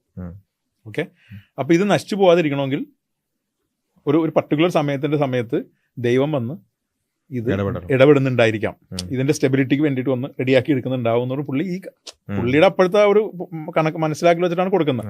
ഇങ്ങനെ ഏതീസം തീസ് ഇപ്പോഴും അങ്ങനെ തന്നെ നടക്കാറുണ്ട്. ഇപ്പൊ സ്റ്റഡി സ്റ്റേറ്റ് സിദ്ധാന്തം വെച്ചിട്ട് നമുക്ക് ദൈവം എല്ലാം തെളിയിക്കാറുണ്ട് പണ്ട്. പിന്നീട് ബിഗ് ബാങ് വന്നപ്പോൾ അവരത് മാറ്റി. ഇത് സ്വാഭാവികമായിട്ട് നടക്കുന്ന അത് ഫിലോസഫിക്കൽ ഡിസ്കഷനുകളിൽ ഇത് എപ്പോഴും മാറിക്കൊണ്ടിരിക്കും. പണ്ടത്തെ നമ്മുടെ ഡെസേർട്ടിൽ വെച്ച് വാച്ച് കിട്ടുന്ന ഒരു പോളീസ് വാച്ച് എന്നാണ് അതിന് പറയുന്നത്, എന്തോ ഒരു വാച്ച് ഉണ്ട്. ആ വാച്ച് ഡിസൈൻ ആർഗ്യുമെന്റിന് വേണ്ടി ഉപയോഗിക്കാറുണ്ടായിരുന്നു. പക്ഷെ പിന്നീട് അത് അപ്ഡേറ്റ് ചെയ്തിട്ട് നമ്മൾ ഡിസൈൻ ആർഗ്യുമെന്റ് ആയിട്ട് ഫൈൻ ട്യൂണിങ് ആർഗ്യുമെന്റ് ആയിട്ട് മാറിയ പോലെ ഇത് ഫിലോസഫിയിൽ എപ്പോഴും നടക്കുന്ന സംഭവങ്ങളിൽ ഒന്നാണ്. അപ്പൊ പുള്ളി ഈ ലെറ്റർ എഴുതുന്നുണ്ട്. ഈ ലെറ്റർ മാത്രമല്ല, പുള്ളിയുടെ ഒപ്റ്റിക്സ് എന്ന് പറഞ്ഞ ഒപ്റ്റിക്സിന്റെ പുസ്തകത്തിലും ക്വരീസ് എന്ന് പറഞ്ഞിട്ടൊരു സെക്ഷൻ ഉണ്ടാവും. അതായത് പുസ്തകം എഴുതി കഴിഞ്ഞിട്ട് ക്വരീസ് എന്ന് പറഞ്ഞ സെക്ഷൻ, അതായത് കാണികളിൽ നിന്നുള്ള ചോദ്യം സ്വീകരിക്കുന്നു, അതിന് ഉത്തരം കൊടുക്കുന്നു. അപ്പൊ അതിൽ സയൻസ് മാത്രമല്ല പറയുന്നത്, അതിൽ ചിലപ്പോൾ ഒരു കാണി ചോദിക്കണം, അല്ല ഇതിങ്ങനെ നടക്കുന്നുണ്ടെങ്കിൽ അതിങ്ങനെ എന്തുകൊണ്ട് നടക്കുന്നു എന്ന് ചോദിക്കുന്നു. ന്യൂട്ടൺ പറയും ദൈവത്തിന്റെ ഒരു ഇടപെടലായിരിക്കാം എന്നൊക്കെ വേണമെങ്കിൽ എഴുതാം. നമ്മൾ അതിനെ സയന്റിഫിക് വർക്കായിട്ട് എടുക്കില്ല. സയന്റിഫിക് വർക്കിൽ പുള്ളി എന്ത് ചെയ്തിട്ടില്ല, പുള്ളി ദൈവത്തിന്റെ ഇടപെടൽ എന്നൊരു വാക്ക് ഉപയോഗിച്ചിട്ടില്ല. ദൈവം എന്നുള്ള വാക്ക് ഉപയോഗിച്ചിട്ടുണ്ട്. അതായത് കൃത്യമായ ഇടവേളകളിലാണ് ഗ്രഹത്തിന്. അതിപ്പോ നമ്മളൊരു നമ്മൾ സംസാരിക്കുന്ന ഒരു ഫ്ലോയിൽ അങ്ങ് പറയുന്നു, അല്ലാതെ ദൈവം വന്നിട്ട് ഇവിടെ ഒരു കോൺസ്റ്റന്റ് ഇട്ടു എന്നൊന്നും അങ്ങനത്തെ അല്ലെങ്കിൽ ഇത്ര അങ്ങനെയൊന്നും പുള്ളി സംസാരിച്ചിട്ടില്ല. മനസ്സിലായി, സയൻസിൽ പുള്ളി ദൈവത്തിനെ ഇടപെടുത്തിയിട്ടില്ല. പക്ഷെ ക്വറിയിൽ വരുമ്പോഴുണ്ട്. അപ്പൊ അതിപ്പോ എല്ലാവരും ചെയ്യാറുണ്ട്. ഇപ്പൊ വൈശാൻ തമ്പിയുടെ ഒരു സയന്റിഫിക് സംസാരിക്കുക. അപ്പൊ വൈശാൻ തമ്പി ഒരു വൈഷ്ണവ് തമ്പി എടുത്ത് പറയുന്ന പുള്ളിനോട് ഞാൻ ഒരു ഉദാഹരണം പറയുന്നതാണ്. വൈഷ്ണവ് തമ്പി രവീന്ദ്രനോ ഓവർ ഇറ്റ് ഈസ് രവീന്ദ്രനല്ല, ആരെങ്കിലും സയൻസ് പ്രസന്റേഷൻ നടന്ന ആരെങ്കിലും സയൻസ് പ്രസന്റേഷന് ശേഷം കാണികൾ ചോദ്യം ചോദിക്കുന്ന ഒരു അവസരം വരുമല്ലോ. അപ്പോൾ കാണികൾ ചോദ്യം ചോദിക്കുന്നത് ചിലപ്പോൾ ഇത്രയും പ്രോപ്പറായിട്ട് നടക്കുന്ന ഒരു സ്ഥലത്ത് ഒരു ദൈവം ഉണ്ടായിക്കൂടെ എന്നൊരു ചോദ്യം ചോദിച്ചിട്ടുണ്ടെങ്കിൽ ഇയാൾക്ക് എന്ത് ചെയ്യേണ്ടി വരും? ഇയാൾ പറയേണ്ടി വരും അങ്ങനെ വേണ്ട ഒരു കാര്യമില്ല, നമ്മൾ നോക്കുമ്പോൾ ദൈവം ഇല്ലാത്ത പോലെയാണ് അനുഭവപ്പെടുന്നതെന്നൊക്കെ പറയാറുണ്ട്. എന്ന് വെച്ചാൽ നമ്മൾ പറയാറില്ല വൈശാൻ തമ്പി സയൻസിൽ ദൈവത്തിനെ കയറ്റിയെന്ന് പറയാറില്ല. പുള്ളി എവിടെയാണ് ദൈവത്തിനെ കയറ്റുന്നത് അവിടെയാണ് നമ്മൾ പറയാറുള്ളൂ ഇത് ശരിയല്ല, ഇത് നിങ്ങൾ അനാവശ്യമായി മിക്സ് ചെയ്യണം. ഇങ്ങനെ കൊറിയയിൽ പുള്ളി ഉപയോഗിക്കുന്നുണ്ട്. അപ്പൊ ഈ കത്തും പുറത്തു വന്നപ്പോൾ ലെബനീസ് അവിടെ നോക്കിയിരിക്കണേ. വീണ്ടും നമ്മളിപ്പോൾ ഈ പറയുന്ന ന്യൂട്ടന്റെ സൈഡിൽ നിന്ന് പറയുമ്പോഴാണ് ലെബനീസ് ഒരു വില്ലനായിട്ട് മാറുന്നത്. സത്യത്തിൽ നമ്മൾ ലെബനീസിന്റെ സൈഡിൽ നിന്ന് പറഞ്ഞാൽ ചിലപ്പോൾ ന്യൂട്ടൺ വില്ലനായി മാറുമായിരിക്കാം, എനിക്കറിയില്ല. ഞാൻ നോക്കിയിട്ട് കാണുന്നില്ല, പക്ഷെ നമ്മളങ്ങനെ പഠിക്കാത്തതുകൊണ്ടാണ്. ഒരു സോളാർ സിസ്റ്റത്തിന്റെ ഈ ഒരു പ്രോബ്ലം സോൾവ് ചെയ്യാൻ ഒരു പ്രയാസം ഉള്ളത് കൊണ്ട് എന്തുകൊണ്ട് സോളാർ സിസ്റ്റം നിലനിൽക്കുന്നു എന്നുള്ളതിന്റെ ഒരു കാരണമായി ഒരു ഹൈപ്പോസിസ് ആയി ഗോഡ് ഇന്റർഫിയർ ചെയ്യുന്ന ആയിരിക്കാം എന്ന് ന്യൂട്ടൺ പറഞ്ഞു. ന്യൂട്ടൺ സയന്റിഫിക്കലി അല്ല പറയുന്നത്. ന്യൂട്ടൺ ഒരാൾ പറഞ്ഞപ്പോൾ അയാൾക്ക് ഒരു റിപ്ലൈ കൊടുക്കുന്നതാണ്, നീ ഇപ്പൊ ഒരു എത്തിസം ഡിബേറ്റിന് മുമ്പ് അത് പറഞ്ഞോ എന്ന് പറയാം. അപ്പൊ നിലവിലുള്ള സയൻസിന്റെ അണ്ടർസ്റ്റാൻഡിംഗ് വെച്ചിട്ട് പ്രതികരിക്കാൻ പറ്റുന്നില്ല. അപ്പൊ വേണമെങ്കിൽ അങ്ങനെ ഒരു പോയിന്റ് ഉപയോഗിച്ചു എന്ന് പറഞ്ഞാണ്. ഇത് കണ്ടപ്പോഴും ലെബനീസിന് എന്ത് പറ്റി? ലെബനീസ് ആരാണ്? അപ്പൊ ലെബനീസ് ന്യൂട്ടനെ വിമർശിക്കുന്നത് എന്താണെന്ന് വെച്ചാൽ ന്യൂട്ടൺ സംസാരിക്കുന്നത് ഇംപെർഫെക്റ്റ് ആയ ഒരു ഗോഡിനെ പറ്റിയാണ്. നമ്മുടെ ദൈവത്തിന്റെ വില ന്യൂട്ടൺ കളയാണ്. ന്യൂട്ടൺ സംസാരിക്കുന്ന ഏതോ ഒരു പെർഫെക്റ്റ് ആയ ഒരു സിസ്റ്റം പോലും ഉണ്ടാക്കാൻ അറിയാത്ത ഒരു ദൈവത്തിനെ പറ്റിയാണ് സംസാരിക്കുന്നത് എന്ന് പറഞ്ഞിട്ട് ദൈവത്തിന് ഇടക്കിടക്ക് വന്ന് ഇടപെടേണ്ടി വരുന്നു. പുള്ളിക്ക് എന്തുകൊണ്ട് ഒരു സിസ്റ്റം പെർഫെക്റ്റ് ആയിട്ട് ഉണ്ടാക്കാൻ പറ്റിയില്ല എന്നുള്ളൊരു രീതിയിൽ ആരാ വിമർശിക്കുന്നത്? ദൈവവിശ്വാസിയായ ലെബനിസാണ് വിമർശിക്കുന്നത്. അപ്പോൾ പുള്ളി പ്രിൻസസ് ഓഫ് വെയിൽസ് എന്ന് പറഞ്ഞിട്ടുള്ള ഒരു പ്രിൻസസ് വഴിയാണ് അയക്കുന്നത്. ഈ പ്രിൻസസ് പണ്ട് ലെബനീസിന്റെ നാട്ടുകാരിയായിരുന്നു. പിന്നെ ഈ ഇവിടുത്തെ ഒരു രാജാവിനെ കല്യാണം, ജോർജ് രണ്ടാമനെ കല്യാണം കഴിച്ചപ്പോഴാണ് ഇപ്പുറത്തേക്ക് വന്ന് പിന്നെ പ്രിൻസസ് ഓഫ് വെയിൽസ് ആയത്. പക്ഷെ അപ്പോൾ ഇവർക്ക് തമ്മിൽ പരിചയമുണ്ട്. അപ്പോൾ പുള്ളി ഈ പ്രിൻസസ് ഓഫ് വെയിൽസിന് കത്ത് എഴുതും. ഈ കത്ത് പുള്ളിക്കാരി ന്യൂട്ടന്റെ ഒരു സുഹൃത്തുണ്ട്, അതിനെ ക്ലാർക്ക് എന്ന് പറഞ്ഞിട്ട് ഒരാൾക്ക് അയക്കും. ക്ലാർക്ക് ന്യൂട്ടൺ പറഞ്ഞു കൊടുത്തിട്ടായിരിക്കും. ക്ലാർക്കിന്റെ പേരിൽ ഇല്ല റിപ്ലൈ എഴുതും. അങ്ങനത്തെ കുറെ ക്ലാർക്ക് ലെബനീസ് എനിക്ക് ലെറ്റേഴ്സ് അങ്ങനെ എന്തോ ഒരു ഇത്തിരി ഫേമസ് ആണ് അത് ആ ഒരു മേഖലയിൽ. അപ്പൊ ന്യൂട്ടനെ വിമർശിച്ചുകൊണ്ടിരുന്ന എന്താണ് ന്യൂട്ടന് ഇത് തിരിച്ചതിനെ കൗണ്ടർ ചെയ്യാൻ പറ്റില്ല. കാരണം എന്താ വെച്ചാൽ പുള്ളിയുടെ കാൽക്കുലേഷനിൽ ഇത് എത്തണില്ല. പുള്ളിയുടെ കാൽക്കുലേഷൻ പ്രകാരം പെർട്ടർബേഷൻ വഴി ഇത് നശിച്ചുകൊണ്ടാണ് ദൈവം ഇടക്കിടക്ക് ഇടപെടുന്നുണ്ട്. അപ്പൊ ഇവർ പറഞ്ഞാൽ നിങ്ങൾ ഇംപെർഫെക്റ്റ് ആയ ദൈവത്തിനെ പറ്റിയാണ് സംസാരിക്കുന്നത് എന്നുള്ള വിമർശനം വന്നല്ലോ. അപ്പൊ ആരാണ് ഏത്തീസ്റ്റുകളല്ല വിമർശിക്കുന്നത്? ദൈവവിശ്വാസികൾ തന്നെ ഞങ്ങളുടെ ദൈവത്തിന്റെ വില കളഞ്ഞെന്നും പറഞ്ഞാണ് വിമർശിച്ചുകൊണ്ടിരിക്കുന്നത് മനസ്സിലാക്കാം. ഇനിയാണ് നമ്മൾ ഈ പറഞ്ഞ 100 വർഷം ഫ്രണ്ടിലേക്ക് പോകേണ്ടത്, 80 വർഷം 90 വർഷം ഫ്രണ്ടിലേക്ക് പോകേണ്ടത്. ലാപ്ലാസ് എന്ന് പറഞ്ഞ ശാസ്ത്രജ്ഞൻ, പുള്ളിയും വളരെ ഫേമസ് ആയിട്ടൊരു ശാസ്ത്രജ്ഞനാണ്. പുള്ളി ഫ്രഞ്ച് സയന്റിസ്റ്റാണ്. പുള്ളി എന്ത് ചെയ്യണേണ്, അതുവരെയുള്ള ന്യൂട്ടന്റെ ലോസ് ആണ് എല്ലാം ഉപയോഗിച്ചേക്കണേ. ന്യൂട്ടന്റെ ഗ്രാവിറ്റേഷൻ ലോയും ന്യൂട്ടന്റെ ലോസ് ഓഫ് മോഷൻ എല്ലാം ഉപയോഗിച്ച് തന്നെ പുള്ളി സെലസ്റ്റിയൽ മെക്കാനിക്സ് എന്ന് പറഞ്ഞിട്ട് അന്നത്തെ പ്രപഞ്ച പഠനം, ഇപ്പൊ ഇതിൽ വൈശാൻ തമ്പി വരില്ല, പ്രപഞ്ചത്തെ പറ്റിയുള്ള അറിയോ? അന്നത്തെ പ്രപഞ്ചം എന്താണെന്നറിയോ? അന്നത്തെ പ്രപഞ്ചം എന്ന് പറഞ്ഞാൽ ഭൂമിയും സോളാർ സിസ്റ്റം മാത്രമേ ഉള്ളൂ. വാക്കുകളൊക്കെ പ്രത്യേകത, പ്രപഞ്ചത്തെ കുറിച്ചൊന്നുമില്ല. അന്ന് സോളാർ സിസ്റ്റത്തിനെ പറ്റി സംസാരിക്കുന്നത്. സെലസ്റ്റിയൽ മെക്കാനിക്സ് എന്ന് പറഞ്ഞ ബുക്ക് എഴുതാണ്. ബുക്ക് എഴുതി എന്നുള്ള വിവരം അതാണുള്ള കഥയില്. അപ്പോൾ ഈ ബുക്ക് എഴുതുന്ന സമയത്ത് പുള്ളി എന്ത് ചെയ്തു? പുള്ളി പെർട്ടർബേഷൻ തിയറി എന്ന് പറഞ്ഞിട്ട് പുതിയൊരു തിയറി ഇൻട്രൊഡ്യൂസ് ചെയ്തു. കാരണം ലാപ്ലാസ് ഉപയോഗിച്ചത് കാൽക്കുലസ് ആണ്. ലാപ്ലാസ് ജിയോമെട്രി അല്ല ഉപയോഗിച്ചത്. അപ്പൊ കുറച്ചും കൂടി ഇൻഡെപ്ത് ആയിട്ട് ചെയ്യാൻ പറ്റും, ഈ കാൽക്കുലേഷൻസ് ചെയ്യാൻ പറ്റും. അത് മാത്രമല്ല പുള്ളിക്ക് അപ്പോഴേക്കും ഡേറ്റ ഒരുപാടായി, നിരീക്ഷിച്ചിട്ടുള്ള ചെയ്യാൻ പറ്റുള്ളൂ. ഒബ്സർവേഷൻസ് ഒരുപാടുണ്ട്, ഡേറ്റ ഉണ്ട്. അത് വെച്ചിട്ട് പുള്ളിയുടെ പെർട്ടർബേഷൻ തിയറി പ്രകാരം ഈ വരുന്ന പെർട്ടർബേഷൻസ് ഉണ്ടല്ലോ, ഇത് കുറച്ച് കഴിയുമ്പോൾ തന്നെ ക്യാൻസൽ ആയി പോകും. കാരണം പല സ്ഥലത്തിരുന്നിട്ടാണ്, അത് ഞാൻ ഇപ്പോൾ ഡീറ്റെയിൽ ആയിട്ട് പറയുന്നില്ല, അതൊരു 3 ബോഡി പ്രോബ്ലം എന്നൊക്കെ പറഞ്ഞാൽ അടിച്ചു നോക്കി കിട്ടും. അതായത് ഈ സാധനം കുറേ ദൂരെ നിന്നാണ് എഫക്ട് ചെയ്യുന്നത്. ഇപ്പോൾ ഭൂമിയുടെ അടുത്ത് ഭൂമിയുടെ നേരെ കൊടുക്കുന്ന ഒരു പെർട്ടർബേഷൻ എന്ന് പറഞ്ഞാൽ വളരെ ദൂരെ ഇരുന്നിട്ടാണ് പല സൈഡിൽ നിന്ന് കൊടുക്കുന്നത്. അപ്പോൾ സ്വാഭാവികമായിട്ടും കാൽക്കുലേറ്റ് നോക്കുമ്പോൾ ഇത് ക്യാൻസൽ ആയി പോയിട്ട് സോളാർ സിസ്റ്റത്തിന് സ്റ്റേബിളായി നിലനിൽക്കാൻ ഒരു പുറത്തുനിന്നൊരു ഇടപെടലിന്റെ ആവശ്യമില്ല സത്യത്തിന്. അതായത് അത്ര പെർഫെക്റ്റ് സിസ്റ്റമാണ്. ഇതാണ് പുള്ളിയുടെ കണ്ടെത്തി. പുള്ളിയെ ബുക്ക് ചെയ്ത സമയത്ത് അതിൻ്റെ അകത്ത് ഈ പറഞ്ഞ പെർട്ടർബേഷൻ അത് ക്ലിയർ ചെയ്തു.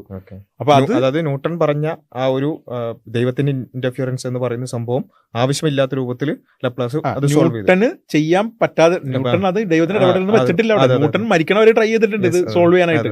പക്ഷെ പുള്ളിക്ക് സോൾവ് ചെയ്യാൻ പറ്റാത്തത്, പുള്ളി എന്നല്ല ഇന്ന് ലോകത്തിലെ ഏറ്റവും ഹയസ്റ്റ് മൈൻഡ് വരുന്ന പോലും ചെയ്യാൻ പറ്റില്ല. കാരണം അന്നത്തെ ഈ മാത്തമാറ്റിക്സിന്റെ വീക്ക്നെസ് ഉണ്ട്, കണ്ടെത്താൻ പറ്റുന്നില്ല. അല്ല പുള്ളി അവിടെ കണ്ടെത്താൻ പറ്റുന്നില്ല, ദൈവം നോയിക്കോളൂ എന്ന് പറഞ്ഞ് മാറിയിരിക്കില്ല. അതാണ് ഈ എത്തിസ്റ്റുകൾ പറയുന്ന ഒരു പോയിന്റ്. അങ്ങനെയല്ല, പുള്ളിയുടെ സുഹൃത്തിന് ഇങ്ങനെ ആയിരിക്കാം, നമ്മളിപ്പോൾ അറിയാത്ത സമയത്ത് നമ്മളൊരു അങ്ങനെ ആയിരിക്കാം എന്ന് പറഞ്ഞിട്ടാണ് വെക്കുന്നുള്ളൂ. എന്നാൽ പണി ഇപ്പോൾ എടുക്കുന്നുണ്ട്, മനസ്സിലാണ്. അപ്പൊ ഈ ഒരു കോണ്ടെക്സ്റ്റിലാണ് നെപ്പോളിയൻ ഈ സംഭവം അറിഞ്ഞപ്പോൾ നെപ്പോളിയൻ അത്ഭുതമായി സ്വാഭാവികമായിട്ടും. കാരണം നെപ്പോളിയൻ എല്ലാ പുസ്തകങ്ങളും വായിക്കുന്ന നല്ല വിവരമുള്ള ഒരു മനുഷ്യനാണ്. നെപ്പോളിയൻ അറിയാം ന്യൂട്ടൺ ഇങ്ങനെ ഒരു സംഭവം വെച്ചിട്ടുണ്ട്, ഇന്ന സ്ഥലത്തൊരു പ്രശ്നമുണ്ട്, അപ്പൊ ദൈവത്തിന്റെ ഇടപെടലില്ലാതെ നിൽക്കില്ല എന്നൊക്കെ അറിയാൻ പുള്ളിക്ക്. അപ്പോഴാണ് പുള്ളി ലെപ്ലാസിനെ വിളിച്ചിട്ട് ചോദിക്കുന്നത്, അല്ല ലെപ്ലാസ് ഇന്ന പോലെ ബുക്ക് ചെയ്തിട്ട് മറ്റേ ദൈവത്തിന്റെ ഇടപെടലിന്റെ കാര്യമില്ലല്ലോ, ദൈവം ഇടപെടുന്നുണ്ടോന്നല്ല ചോദിച്ചത്, ദൈവത്തിന്റെ ഇടപെടലിനെ പറ്റി പറഞ്ഞ സംഭവം ഇല്ലല്ലോ. അപ്പൊ ലെപ്ലാസ് പറഞ്ഞു എനിക്ക് ആ ഹൈപ്പോത്തസിന്റെ ആവശ്യം വന്നില്ല, അതില്ലാതെ തന്നെ സോൾവ് ചെയ്യാം. അതാണ് അതിന്റെ അർത്ഥം. അപ്പൊ അതാണ് അതിന്റെ ആ ഒരു കോണ്ടെക്സ്റ്റ്. അപ്പൊ ഇനി നമുക്ക് എന്ത് ചെയ്യാം? ഇല്ല, കുറെ പേരുണ്ടല്ലോ കഴിഞ്ഞ തവണ കമന്റ് ചെയ്ത ആൾക്കാരുണ്ടല്ലോ, വൈശാഖന് ഒരിക്കലും തെറ്റില്ല, നിങ്ങൾക്ക് അത് തെറ്റിട്ടുണ്ടാവും എന്ന് പറഞ്ഞ ആൾക്കാരുണ്ട്. ഓക്കെ, ഇനി നമ്മൾക്ക് എന്ത് ചെയ്യാം? പുള്ളി പറഞ്ഞല്ലോ, പുള്ളി പറഞ്ഞ കഥയിൽ എന്താണ്, ലാപ്ലാസ് എന്ന് പറഞ്ഞ ശാസ്ത്രജ്ഞൻ ഉണ്ടായിരുന്നു, നെപ്പോളിയന്റെ കാലത്ത് ജീവിച്ചിരുന്ന ഒരാളാണ് എന്നാണ് പറയുന്നത്. അപ്പൊ നമ്മൾ വിചാരിക്കുന്നത് ഏതൊരു ശാസ്ത്രജ്ഞൻ ഒരു കുടിലിരുന്നിട്ട് ശാസ്ത്രപ്പണി ചെയ്തുകൊണ്ടിരിക്കുകയാണ്. അപ്പൊ നെപ്പോളിയന്റെ കാലത്തായിരുന്നു. നെപ്പോളിയൻ വിളിക്കാണ്, എന്ത് ലെപ്ലാസ് എന്നൊരു ശാസ്ത്രജ്ഞൻ അവിടെ കുടിലിരുന്ന് ചെയ്യുന്നു, അവനെ കൊണ്ടുവരൂ രാജകൊട്ടാരത്തിൽ, എന്തുകൊണ്ട് ദൈവമില്ല അന്ന് ചോദിച്ചാൽ നമ്മുടെ മനസ്സിൽ തന്നെ അങ്ങനെയാണ്. ഓക്കെ, സംഭവം എന്ന് വെച്ചാൽ ലെപ്ലാസ് ഈ പറഞ്ഞ നെപ്പോളിയനൊക്കെ വരുന്നതിന് മുമ്പേ അവിടുത്തെ ഫ്രാൻസിലെ ഒരു പ്രമുഖ സയന്റിസ്റ്റ് ആണ്. അതായത് അവിടുത്തെ സയന്റിഫിക് കമ്മ്യൂണിറ്റിയിലെ ഏറ്റവും റെസ്പെക്റ്റഡ് ഫിഗറിൽ ഒരാളാണ് ഈ പറഞ്ഞ ലെപ്ലാസ്. ആ സമയത്താണ് എന്ത് വരുന്നത്, ഫ്രഞ്ച് വിപ്ലവം നടക്കുന്നത്. അന്ന് കത്തോലിക്ക സഭേനൊക്കെ ഫ്രാൻസിൽ നിന്ന് പുറത്താക്കി. കത്തോലിക്ക സഭേനെ അടിച്ചു പുറത്തെ കത്തോലിക്ക സഭയുടെ അണ്ടറിൽ ഉണ്ടായിരുന്ന കംപ്ലീറ്റ് ലാൻഡും ജനങ്ങൾ പിടിച്ചെടുത്ത് നമ്മുടെ ഇപ്പോൾ ഈ ബംഗ്ലാദേശിലും നേപ്പാളിലൊക്കെ നടന്ന പോലെ ജൻസി കലാപം എന്നൊക്കെ പറയുന്ന പോലത്തെ ഒരു കലാപം നടന്നിട്ട് പള്ളിയിലെ അച്ഛന്മാരെയൊക്കെ കുറേ പേരെ ഉപദ്രവിക്കുകയും കൊലപ്പെടുത്തുകയും ചെയ്തിട്ടുണ്ട്. അങ്ങനെ അവരെ പുറത്താക്കി, സഭയെ പൂർണ്ണമായിട്ട് രാഷ്ട്രീയപരമായിട്ട് ഒഴിവാക്കി. എന്നിട്ട് അവരെ ലാൻഡ് പിടിച്ചെടുത്ത് ഒരു ഫ്രഞ്ച് വിപ്ലവം നടന്നിട്ട് പ്യുവർ എത്തിയിസ്റ്റം, അതായത് റാഡിക്കൽ എത്തിയിസം സെറ്റപ്പിലേക്ക് വരെ അവർ പോയി. അതിനുശേഷം വീണ്ടും അതിന്റെ കണ്ടിന്യൂവേഷൻ്റെ അതിന്റെ എൻഡിലാണ് 1790 എൻഡിലാണ് നെപ്പോളിയന്റെ നേതൃത്വത്തിൽ ഇതേപോലെ വേറൊരു കലാപം നടത്തിയിട്ട് എന്ത് ചെയ്യുന്നത്, ഭരണം നെപ്പോളിയൻ പിടിക്കുന്നത്. നെപ്പോളിയൻ അപ്പോൾ ചക്രവർത്തിയായിട്ടല്ല, എംപറർ ആയിട്ടല്ല പിടിക്കുന്നത്. നെപ്പോളിയൻ ഫസ്റ്റ് കൗൺസിൽ എന്ന് പറഞ്ഞിട്ടാണ് പിടിക്കുന്നത്. ഫസ്റ്റ് കൗൺസിലായിട്ട് കയറിയിട്ട് പിന്നെ പയ്യെ കുറച്ച് കഴിയുമ്പോൾ പുള്ളി സ്വന്തമായിട്ട് എംപറർ ആയിട്ടാണ് പ്രഖ്യാപിക്കുക ചെയ്യണത്. ഈ ഫസ്റ്റ് കൗൺസിലായിട്ട് കയറുന്ന സമയത്ത് നമ്മൾ ബംഗ്ലാദേശിൽ കണ്ടില്ല, മറ്റേ ആളുടെ പേര് യൂണിസ്, ആ പുള്ളി. അപ്പോൾ പുള്ളി എന്ത് ചെയ്ത് എല്ലാ സ്ഥലത്തുള്ള പ്രമുഖരെ വെച്ചിട്ടാണ് തൽക്കാലത്തേക്ക് ടെമ്പററി ഇതുണ്ടാക്കുന്നത്. ആ കൂട്ടത്തിൽ നെപ്പോളിയൻ മിനിസ്റ്റർ ഓഫ് ഇന്റീരിയർ എന്ന് പറഞ്ഞ പൊസിഷൻ കൊടുത്തത് ലപ്ലാസിനാണ്. മനസ്സിലാണ്. അപ്പൊ നെപ്പോളിയന്റെ ആവശ്യം ഈ മിനിസ്റ്റർ ഓഫ് ഇന്റീരിയറിൽ നെപ്പോളിയന്റെ ഒരു ബ്രദറിനെ കയറ്റണമെന്നാണ് പുള്ളിയുടെ ആഗ്രഹം. പക്ഷെ നേർക്ക് നേരെ ബ്രദറിനെ കയറ്റി കഴിഞ്ഞാൽ പുള്ളി അപ്പൊ ആ ഒരു ആരോപിക്കപ്പെടാതിരിക്കാൻ വേണ്ടിയിട്ട് അങ്ങനെ ഒരു കഥയുണ്ട് കേട്ടോ. അങ്ങനെ ഒരു, അതായത് ലപ്ലാസിനോട് പറഞ്ഞ് ലപ്ലാസിനെ മിനിസ്റ്റർ ഓഫ് ഇന്റീരിയർ ആക്കിയാണ്. 6 ആഴ്ച നിന്നുള്ളൂ. 6 ആഴ്ചയും കൂടി നെപ്പോളിയൻ പറയുമില്ല, നിങ്ങളുടെ സയൻസ് ബുദ്ധി വെച്ചിട്ട് വർക്ക് ചെയ്യുമ്പോൾ ഇത് ഡിപ്ലോമാറ്റിക്കലി വർക്ക് ആവുന്നില്ല, 6 ആഴ്ചയും കൂടി തിരിച്ചറിഞ്ഞേ ഒന്ന് മാറ്റിയിട്ട് പുള്ളിയുടെ ബ്രദറിനെ കയറ്റി. അപ്പൊ സത്യം പറഞ്ഞാൽ നമ്മൾ ഏതൊരു മനുഷ്യൻ ചിന്തിച്ചാൽ മനസ്സിലാവും, ലപ്ലാസിനെ വിളിച്ചിട്ട് അല്ലയാ നിങ്ങൾ 6 ആഴ്ച ഇവിടെ നിൽക്ക്, അത് കഴിഞ്ഞിട്ട് നമ്മുടെ ഇതൊന്ന് സെറ്റ് ചെയ്യണം എന്ന് പറഞ്ഞിട്ട് സെറ്റാണെന്നുള്ള ഏത് മനുഷ്യനും മനസ്സിലാവും. കാരണം അതിനുശേഷം പുള്ളിനെ അവിടുത്തെ ഹയസ്റ്റ് അതോറിറ്റി ആയിട്ട് സെറ്റ് ചെയ്തേക്കുന്നത്, സയൻസിലെ വലിയൊരു മെയിൻ പൊസിഷൻ കൊടുത്ത് പുള്ളിക്ക് മരണം വരെ പുള്ളിക്ക് വലിയൊരു പൊസിഷനിലാണ് പുള്ളി പോയത്. അപ്പോൾ നെപ്പോളിയന് സത്യം പറഞ്ഞാൽ ഇങ്ങനൊരു ബുക്ക് എഴുതുന്നുണ്ടെന്ന് അറിയാൻ വേണ്ടിയിട്ട് ആരെങ്കിലും പറഞ്ഞു കേട്ട് അറിയേണ്ട കാര്യമില്ല, കാരണം അത്രയും ക്ലോസ് ആയിട്ടൊരു മനുഷ്യനാണ്. ഓക്കെ, ഇനിയുള്ള പോയിന്റുകൾ എന്ന് പറഞ്ഞാൽ ലപ്ലാസ് ശരിക്കും ഒരു എത്തിയിസ്റ്റ് ആയിരുന്നു, മിലിറ്റന്റ് എത്തിയിസ്റ്റ് ആയിരുന്നു. പക്ഷേ പുള്ളിക്ക് എന്ത് ചെയ്യാൻ പറ്റില്ല, കത്തോലിക്ക സഭയൊക്കെ ഉള്ളതുകൊണ്ട് പുറത്തു പറയാൻ പറ്റാത്തതാണെന്ന് ഒന്ന് വിചാരിക്കാം. പക്ഷെ അങ്ങനെയാണ് ഒരു കുഴപ്പമെന്ന് വെച്ചാൽ കത്തോലിക്ക സഭ ഇല്ലാത്ത കാലം അവിടെ ഉണ്ടായിരുന്നു. എത്തീസം എന്ന് പറഞ്ഞാൽ പ്രത്യേകിച്ച് ഒരു പ്രശ്നമില്ലാത്ത അംഗീകരിക്കപ്പെട്ടിരുന്ന സമയം ഉണ്ടായിരുന്നു. ആ സമയത്ത് പുള്ളിയുടെ ഇത് സാധനം പുറത്തു പറഞ്ഞിട്ടില്ല. ഏത് ഞാനൊരു എത്തീസ്റ്റ് ആണെന്നൊന്നും പുറത്തു പറഞ്ഞിട്ടില്ല എന്ന് മാത്രമല്ല, ഞാൻ അതിലേക്ക് വരാം. ഇനി പുള്ളി നമുക്ക് എന്ത് ചെയ്യാം, ലോജിക്കലി ചോദിക്കാവുന്ന ഒരു ക്വസ്റ്റ്യനാണ്.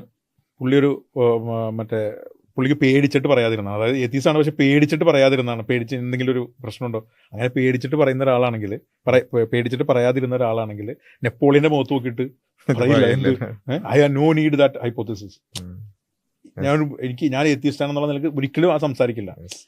ഇനി നമുക്ക് എന്ത് ചെയ്യണമെന്ന് വെച്ചാൽ, ഇനി ഹിസ്റ്റോറിക്കലി ഫ്രഞ്ച് സയന്റിസ്റ്റുകളെ പറ്റിയിട്ട് 40 വർഷത്തോളം പഠനം നടത്തിയിട്ട് റോജർ ഹാൻ എന്ന് പറഞ്ഞിട്ട് ഒരാളുണ്ട്. പുള്ളിയുടെ പുസ്തകമാണ് ഫ്രഞ്ച് സയന്റിസ്റ്റുകളുമായി ബന്ധപ്പെട്ട് ഏറ്റവും മികച്ച പുസ്തകമായിട്ട് ഇറങ്ങിയാണ്. പുള്ളി ലാപ്ലാസിന്റെ പേരിൽ 2005 പുള്ളി ബുക്ക് ഇറക്കി. 20 വർഷം മുമ്പ് ഡീറ്റെയിൽഡ് ആയിട്ട് ബയോഗ്രഫി 3-4 പേര് എഴുതിയിട്ടുണ്ട്. അതിൽ ഏറ്റവും ഹൈ അതോറിറ്റി കൊടുക്കുന്നതാണ് ഈ റോജർ ഹാൻ്റെ ദ ഡിറ്റർമൈൻഡ് സയന്റിസ്റ്റ് എന്ന് പറഞ്ഞൊരു ബുക്കുണ്ട്.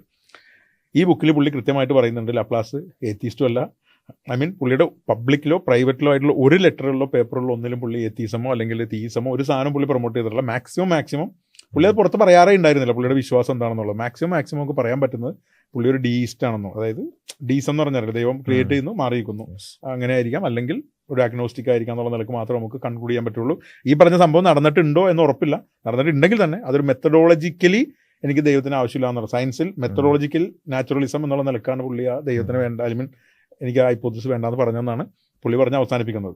ഇതാണ് ആക്ച്വൽ കഥ. ഇതിനാണ് അവരെങ്ങനെ പ്രസന്റ് ചെയ്തത്, എത്തീസത്തിന്റെ നേതാവായിട്ട് അല്ലെങ്കിൽ ഒരു മെയിൻ ഫിഗറായിട്ട് ഈ പറഞ്ഞ ലപ്ലാസിനെ കൊണ്ടുവന്ന് പ്ലേസ് ചെയ്തത്. ഇതാണ് ഒന്നാമത്തെ വിഷയം. ഇനി രണ്ടാമത്തെ വിഷയം എന്ന് പറഞ്ഞാൽ, ന്യൂട്ടൺ അന്ധവിശ്വാസിയായിരുന്നു. പിന്നെ ന്യൂട്ടൺ ട്രാൻസ്മ്യൂട്ടേഷൻ, ലെഡ് EM സ്വർണ്ണമാക്കാണെന്നുള്ള ആൽക്കമിസ്റ്റുകളുടെ പണിയെടുത്തുകൊണ്ടിരുന്ന ആളായിരുന്നു. ബൈബിളിന് വേണ്ടിയിട്ട് എഴുതിയിരുന്ന ആളായിരുന്നു. ഇതിന് 2 ആസ്പെക്റ്റ് ആണുള്ളത്. ഒന്ന്, ഈ പുള്ളി പറയുന്ന കഥയില്ലേ, നമ്മൾ ഈ കഥ പറയുമ്പോൾ വിചാരിക്കും ന്യൂട്ടൺ എന്തോ ആൽക്കമിസ്റ്റുകളെ സപ്പോർട്ട് ചെയ്തിട്ട് എന്തോ എഴുതി, അപ്പോൾ അത് വന്നപ്പോൾ എന്തോ പ്രശ്നമുണ്ടായി. ഇങ്ങനെയൊന്നുമില്ല. ന്യൂട്ടൺ 1725-30 ആ സമയത്ത് പുള്ളി മരണപ്പെട്ടു പോയി. മരണപ്പെട്ട സമയത്ത് പുള്ളിയുടെ ഒരു 10 മില്യൺ വേർഡ്സ് ഉള്ള പ്രൈവറ്റ് ലെറ്റേഴ്സ് പുള്ളിയുടെ വീട്ടിലിരിപ്പുണ്ട്. 10 മില്യൺ വേർഡ്സ് പുള്ളി എഴുതിയിട്ടുണ്ടെന്നാണ്. വേർഡ്സ് ആണ് 1 മില്യൺ പേജോ വാട്ടവർ, ഒരുപാട് വലിയൊരു ഇതുണ്ട്. അപ്പോൾ ഈ വേർഡ്സ് അപ്പോൾ അവിടുത്തെ ഇത് കിട്ടുന്ന ആൾക്കാരുണ്ടല്ലോ, ഇത് അടുത്ത തലമുറക്ക് കിട്ടുമല്ലോ. അപ്പോൾ അവരത് സ്വാഭാവികമായിട്ട് അവിടുത്തെ സയന്റിഫിക് ആളുകളെ വിളിച്ച് അവർ വന്നിട്ട് സയൻസുമായി റിലേറ്റ് ചെയ്തുള്ള പേപ്പറിലൊക്കെ അവർ പ്രത്യേകം നോട്ട് ചെയ്ത് അവർ എടുത്തുകൊണ്ടും പോയി. ബാക്കി പേപ്പർ അവിടെ ഇരിക്കുകയാണ്, ഇവരെ വീട്ടിലിരിക്കുകയാണ്. അപ്പോൾ ഇവർ ലാസ്റ്റ് ഇതിങ്ങനെ കൈമാറി വന്നിട്ട് 1930 കാലം, എത്ര വർഷം കിട്ടാന്ന് ആലോചിക്കണം, 200 വർഷത്തിന് ശേഷം അപ്പം ഉണ്ടായ ഫാമിലി വിചാരിച്ചു ന്യൂട്ടൺ ഇത്രയും ഫേമസ് ആണല്ലോ.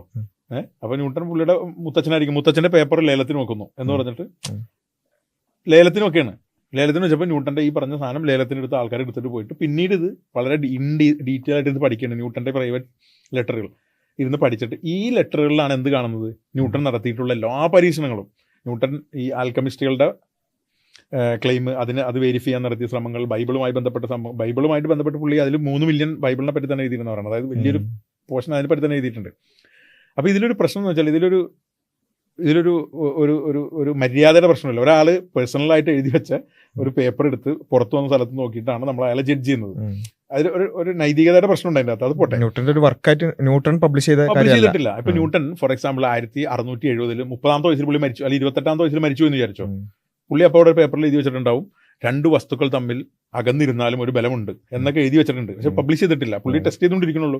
ആ സമയത്ത് മരിച്ചു എന്ന് വിചാരിച്ചു. ആ സമയത്ത് പുള്ളി മരണപ്പെട്ടു പോയി. അപ്പൊ എന്നിട്ട് ആ പേപ്പർ പുറത്തു വന്നപ്പോ ഈ വൈശാന്തമ്പി ഇവിടെ വന്നിരുന്ന് പറഞ്ഞേനെ, അയ്യേ 2 വസ്തുക്കൾ ദൂരെ ഇരുന്ന അങ്ങോട്ടും ബലം പിടിക്കുന്നതാണ് ഒരു അന്ധവിശ്വാസി എന്ന് പറഞ്ഞേനെ. അങ്ങനെയല്ല നമ്മൾ ഒരാളെ ജഡ്ജ് ചെയ്യുന്നത്. ന്യൂട്ടൺ അത് പഠിച്ചുകൊണ്ടിരിക്കുകയായിരുന്നു, അതൊരു കൺക്ലൂഷനിൽ എത്താത്തത് കൊണ്ടോ അല്ലെങ്കിൽ ആ നിലക്ക് അത് പബ്ലിഷ് ചെയ്തിട്ടില്ല. പബ്ലിഷ് ചെയ്തിട്ടില്ല. പുള്ളി ഒരു ശാസ്ത്രജ്ഞൻ നമ്മളെ പോലെ ചിന്തിക്കുന്നതുകൊണ്ട് അങ്ങനെയല്ലല്ലോ ഈ ലോകത്ത് മാറ്റം വരുന്നത്. എങ്ങനെയാണ് വളരെ ഔട്ട് ഓഫ് ദ ബോക്സ് ചിന്തിക്കുന്ന ആള്, വളരെ ഭ്രാന്തമായിട്ട് ചിന്തിക്കുന്ന ആളുകളാണ് സത്യത്തിൽ മാറ്റങ്ങൾ വരുത്തുന്നത്. എല്ലാത്തിനെ പറ്റി പഠിക്കുക എന്നുള്ളതാണ്. പഠിക്കുക. അതിൽ വേറെ പോയിന്റ് ഉണ്ട്. പുള്ളി ആൽക്കമി എന്നൊരു സംഭവത്തിനെ പറ്റി അറിഞ്ഞു. ലെഡിനെ സ്വർണ്ണമാക്കി മാറ്റാം, ഈയത്തിനെ സ്വർണ്ണമാക്കി മാറ്റാം എന്നുള്ള സംഭവം ഒരു ക്ലെയിമുകൾ പല സ്ഥലത്തും പണ്ടേ ഉണ്ടായിരുന്നു. ഇന്നത് പൂർണ്ണമായിട്ട് തള്ളപ്പെട്ടു പോയി. മോളിക്കുലാർ കെമിസ്ട്രി അത്രത്തോളം വളർന്നപ്പോൾ അത് പൂർണ്ണമായിട്ട് പോയി. അന്ന് അങ്ങനെ ഒരു സംഭവം ഉണ്ട്. അന്ന് ഒരു ശാസ്ത്രജ്ഞന്മാർക്കിടയിൽ അങ്ങനെ ഒരു ടോക്ക് ഉണ്ട്. സംഭവം അത് ഇച്ചിരി നെഗറ്റീവ് മൂഡിലാണ് അന്ന്. ഈ സമയമൊക്കെ എപ്പോഴും നെഗറ്റീവ് ആയെങ്കിലും അങ്ങനെ ഒരു സംഭവം മുമ്പ് ഉണ്ടായിരുന്നു. സീരിയസ് ആയിട്ട് നമ്മുടെ ആൽക്കമിസ്റ്റ് ബുക്കൊക്കെ വായിച്ചിട്ടില്ല, അതിലൊക്കെ ഉണ്ടല്ലോ. അതിലൊരു ആൽക്കമിസ്റ്റ് ഇരുന്ന് ഇങ്ങനെ ട്രൈ ചെയ്തുകൊണ്ടിരിപ്പുണ്ട്. ഈവൻ അന്ന് മെറ്റൽ കുഴിച്ചിട്ടാൽ മെറ്റൽ മരം വരുമെന്ന് വിചാരിച്ച ആളുകൾ വരെ ഉണ്ടായിരുന്നു. അപ്പൊ നമ്മൾ ഇന്നത്തെ കാലഘട്ടത്തിൽ ചിന്തിക്കണം, മെറ്റൽ വെച്ചാൽ കുഴി വരുന്നു, അയ്യേ അന്ധവിശ്വാസം. അങ്ങനെയല്ല. ന്യൂട്ടൺ ചെയ്ത എന്താണ്, ന്യൂട്ടൺ എടുത്തിട്ട് ഉണ്ടാവും എന്ന് പറഞ്ഞിട്ട് പേപ്പർ ഇട്ട് ഉറക്കല്ല ചെയ്തത്. അല്ലെങ്കിൽ സ്വർണ്ണമാക്കുന്ന ഒരു സാധനം $50,000 എന്ന് പറഞ്ഞപ്പോൾ ഓൺലൈനിൽ ഓർഡർ ചെയ്ത് മേടിച്ചിട്ടില്ല. അതൊക്കെയാണ് അന്ധവിശ്വാസം. അതാണ് അന്ധവിശ്വാസം. എന്റെ അടുത്ത് ഒരാൾ പറയുന്നത്, സ്വർണ്ണം വരച്ചാൽ വരുന്ന ഒരു സാധനമുണ്ട്, കുബേർ കുഞ്ചി എന്നൊക്കെ പറഞ്ഞ പോലെ സാധനം ഉണ്ടല്ല. അങ്ങനെയൊന്നുമല്ല ന്യൂട്ടൺ ചെയ്തത്. ഓക്കെ, അതുമായി ബന്ധപ്പെട്ട എല്ലാ ബുക്കുകളും എടുക്കുന്നു, അതുമായി വന്നിട്ടുള്ള എല്ലാ എഴുത്തുകൂത്തുകളും എടുത്തിട്ട് പുള്ളി അത് വായിച്ച് പുള്ളി ഈ പറഞ്ഞ മോളിക്കുലാർ ലെവലിൽ ഇതിനെപ്പറ്റി പഠനം നടത്തുക ചെയ്യുന്നത്. കെമിസ്ട്രിയാണ് പുള്ളി അവിടെ നടപ്പിലാക്കുന്നത്. എന്നിട്ട് പുള്ളി ഇത് കണ്ടെത്താൻ ശ്രമിക്കുകയാണ്. ഈ മോളിക്കുലാർ സ്ട്രക്ചറിൽ മാറ്റം വരുത്തിയാൽ സ്വർണ്ണമായി മാറാൻ ചാൻസ് ഉണ്ടോ എന്ന് പഠനം നടത്തിക്കൊണ്ടിരിക്കുകയാണ്. അപ്പോൾ ഇതിലാണ് അയാൾ കൂടുതൽ സമയം കളഞ്ഞതെന്ന് വെച്ചാൽ ഇത് തീരാത്തോണ്ടാണ് കൂടുതൽ സമയം കളഞ്ഞത്. മറ്റേത് അയാൾക്ക് സെക്കൻഡുകൾക്കുള്ളിൽ തീർത്ത് പുള്ളി ഗ്രാവിറ്റേഷൻ പരിപാടിയും ഈ ലോസ് ഓഫ് മോഷൻ എല്ലാം തീർത്ത് പുള്ളി 40 വയസ്സായപ്പോഴേക്കും, അതിന് മുമ്പ് പറയേണ്ടി 30 വയസ്സിൽ തന്നെ പരിപാടി തീർന്നു പറയുന്നുണ്ട്. അത് അയാൾക്ക് തീർക്കാൻ പറ്റി, ഇത് തീർക്കാൻ പറ്റിയിട്ടില്ല. കാരണം വെച്ചാൽ അത് ശരിയല്ലായിരുന്നു. പക്ഷെ അയാൾ പഠിച്ചുകൊണ്ടിരിക്കുകയാണ്. ഇനി ഇതിൽ വേറൊരു പോയിന്റ് ഉള്ളതെന്ന് വെച്ചാൽ ഒരു വിഭാഗം ആളുകൾ പറയുന്നുണ്ട്, ഹിസ്റ്റോറിയൻസ്, ന്യൂട്ടൺ ഈ പറഞ്ഞ പരിപാടി, അതായത് ഈ ആൽക്കമിസ്റ്റ് സ്വർണ്ണം ആക്കാൻ പറ്റുന്ന പരിപാടി പഠിക്കാൻ പോയപ്പോൾ മോളിക്കുലാർ ലെവലിൽ പഠനം നടത്തിയ സമയത്താണ് മോളിക്യൂളുകൾ തമ്മിൽ ദൂരെ ഇരിക്കുകയാണെങ്കിൽ തമ്മിൽ ഒരു ബലം ഉണ്ടെന്ന് പുള്ളിക്ക് അവിടെയാണ് ആദ്യമായിട്ട് കത്തണത്. അതുകൊണ്ടാണ് പുള്ളിക്ക് എന്ത് ചെയ്യാൻ പറ്റിയത്, ഈ ആപ്പിൾ വീഴുന്നതും ഈ സോളാർ സിസ്റ്റം നടക്കുന്നതും 2 ഭാരമുള്ള വസ്തുക്കൾ തമ്മിൽ ബലം ഉണ്ടെന്ന് ഇന്ന് നമ്മൾ ഇന്ത്യക്ക് മാത്രമല്ല, അത്ഭുത സംഭവമേ അല്ല. അന്ന് ഒരു മനുഷ്യൻ അവിടെ ഇവിടെ ഇരിക്കുന്ന ഒരു സാധനം തമ്മിൽ ഒരു ബന്ധവും ഇല്ലാതെ ബലം പ്രവർത്തിക്കുന്നു എന്ന് പറഞ്ഞാൽ അവനെ അന്ന് പ്രാന്തനാക്കാൻ നോക്കിയില്ല, അതുപോലെ പ്രാന്തനാക്കും. അന്ന് വിചാരിച്ചിരുന്നത്, അന്ന് ഈ മറ്റേ കാർട്ടീസിയൻ അതായത് എന്തെങ്കിലും ഒരു കണക്ഷൻ വേണം, അല്ലാതെ കണക്ഷൻ ഇല്ലാതെ, മെക്കാനിക്കൽ കണക്ഷൻ ഇല്ലാതെ ബലം പ്രവർത്തിക്കില്ല എന്ന് വിചാരിച്ചിരുന്ന കാലഘട്ടത്തിലാണ് അയാൾക്ക് അങ്ങനെ ചിന്തിക്കാനുള്ള ബുദ്ധി അയാൾക്ക് കിട്ടിയത്, അല്ലെങ്കിൽ അങ്ങനെ ഒരു ചിന്ത അയാൾക്ക് പോയത് ഈ സംഭവം ചെയ്തുകൊണ്ടാണ്. അപ്പൊ സത്യം പറഞ്ഞാൽ ഇയാൾ ഇതുമ്മ കുറച്ച് സമയം കൊടുത്തിട്ടുണ്ടെങ്കിൽ മറ്റേത് ഉപകാരമായിട്ടുണ്ട്. അല്ലെ, നമ്മൾ പൊതുവെ പറയാറുണ്ട് സയൻസ് പഠിക്കുമ്പോൾ ഒരു ഫെയിൽഡ് എക്സ്പെരിമെന്റ്സും ഫെയിൽഡ് ആയിട്ടുള്ള ഗവേഷണങ്ങളുമാണ് വേറെ പല കാര്യങ്ങൾക്കുള്ള പ്രചോദനമായി മാറുന്നതും. വേറെന്തോ പരിപാടിക്ക് പോയപ്പോൾ പുള്ളി എക്സ്റേ ഇട്ട് ചെയ്തത് അങ്ങനെ. അപ്പൊ നമ്മൾ ഒരിക്കലും ഒരു ശാസ്ത്രജ്ഞൻ പുറത്ത് വിടാത്തൊരു പേപ്പർ എടുത്ത് വെച്ചിട്ട് ചെയ്യാതിരിക്കാന്നുള്ളതാണ്. അപ്പൊ ഇത്തരം മനസ്സിലായി. ഇതില് വേറൊരു വിഷയം എന്ന് വെച്ചാല് ആ സംസാരം കേൾക്കുമ്പോൾ നമുക്ക് തോന്നുന്നത് വെച്ചാല് ഈ ആൽക്കമി, കാരണം നമുക്കിപ്പോ അറിയാം അത് എത്രത്തോളം ഒരു ബേസ് ഇല്ലാത്തതാണെന്നുള്ളത്. അതിനുവേണ്ടി ഒരു അന്ധവിശ്വാസിയെ പോലെ അതിന്റെ പിന്നാലെ പോയ ആള് എന്നുള്ള ആൾക്കാണ് നമുക്ക് മനസ്സിലാവുക. പക്ഷെ യഥാർത്ഥ ചരിത്രം നോക്കുമ്പോൾ അതിനെ ക്രിറ്റിക്കലി പഠിക്കുകയും അതിൽ നിന്ന് കൂടുതൽ ഇൻസൈറ്റ്സ് കിട്ടുകയാണ് യഥാർത്ഥത്തിൽ. ശരിക്കും അങ്ങനെ വിചാരിക്കുള്ളൂ. ആദ്യം ഒരാൾ കേൾക്കുമ്പോൾ വിചാരിക്കും ന്യൂട്ടൺ പത്രത്തിൽ എടുത്ത് നോക്കിയപ്പോ ഒരച്ചാൽ സ്വർണ്ണമാവുന്ന കല്ല് കിട്ടും. അപ്പൊ ന്യൂട്ടൺ അയ്യോ പൈസ അയച്ചു കൊടുത്ത് ആ സാധനം മേടിച്ചിരുന്നു ഉറക്കം. അങ്ങനെ നമ്മൾ ചിന്തിക്കണം. അങ്ങനെയല്ല, നമ്മള് അതിന്റെ മോളിക്കുലാർ ലെവലിലേക്ക് പോയി പഠിക്കുകയാണ്.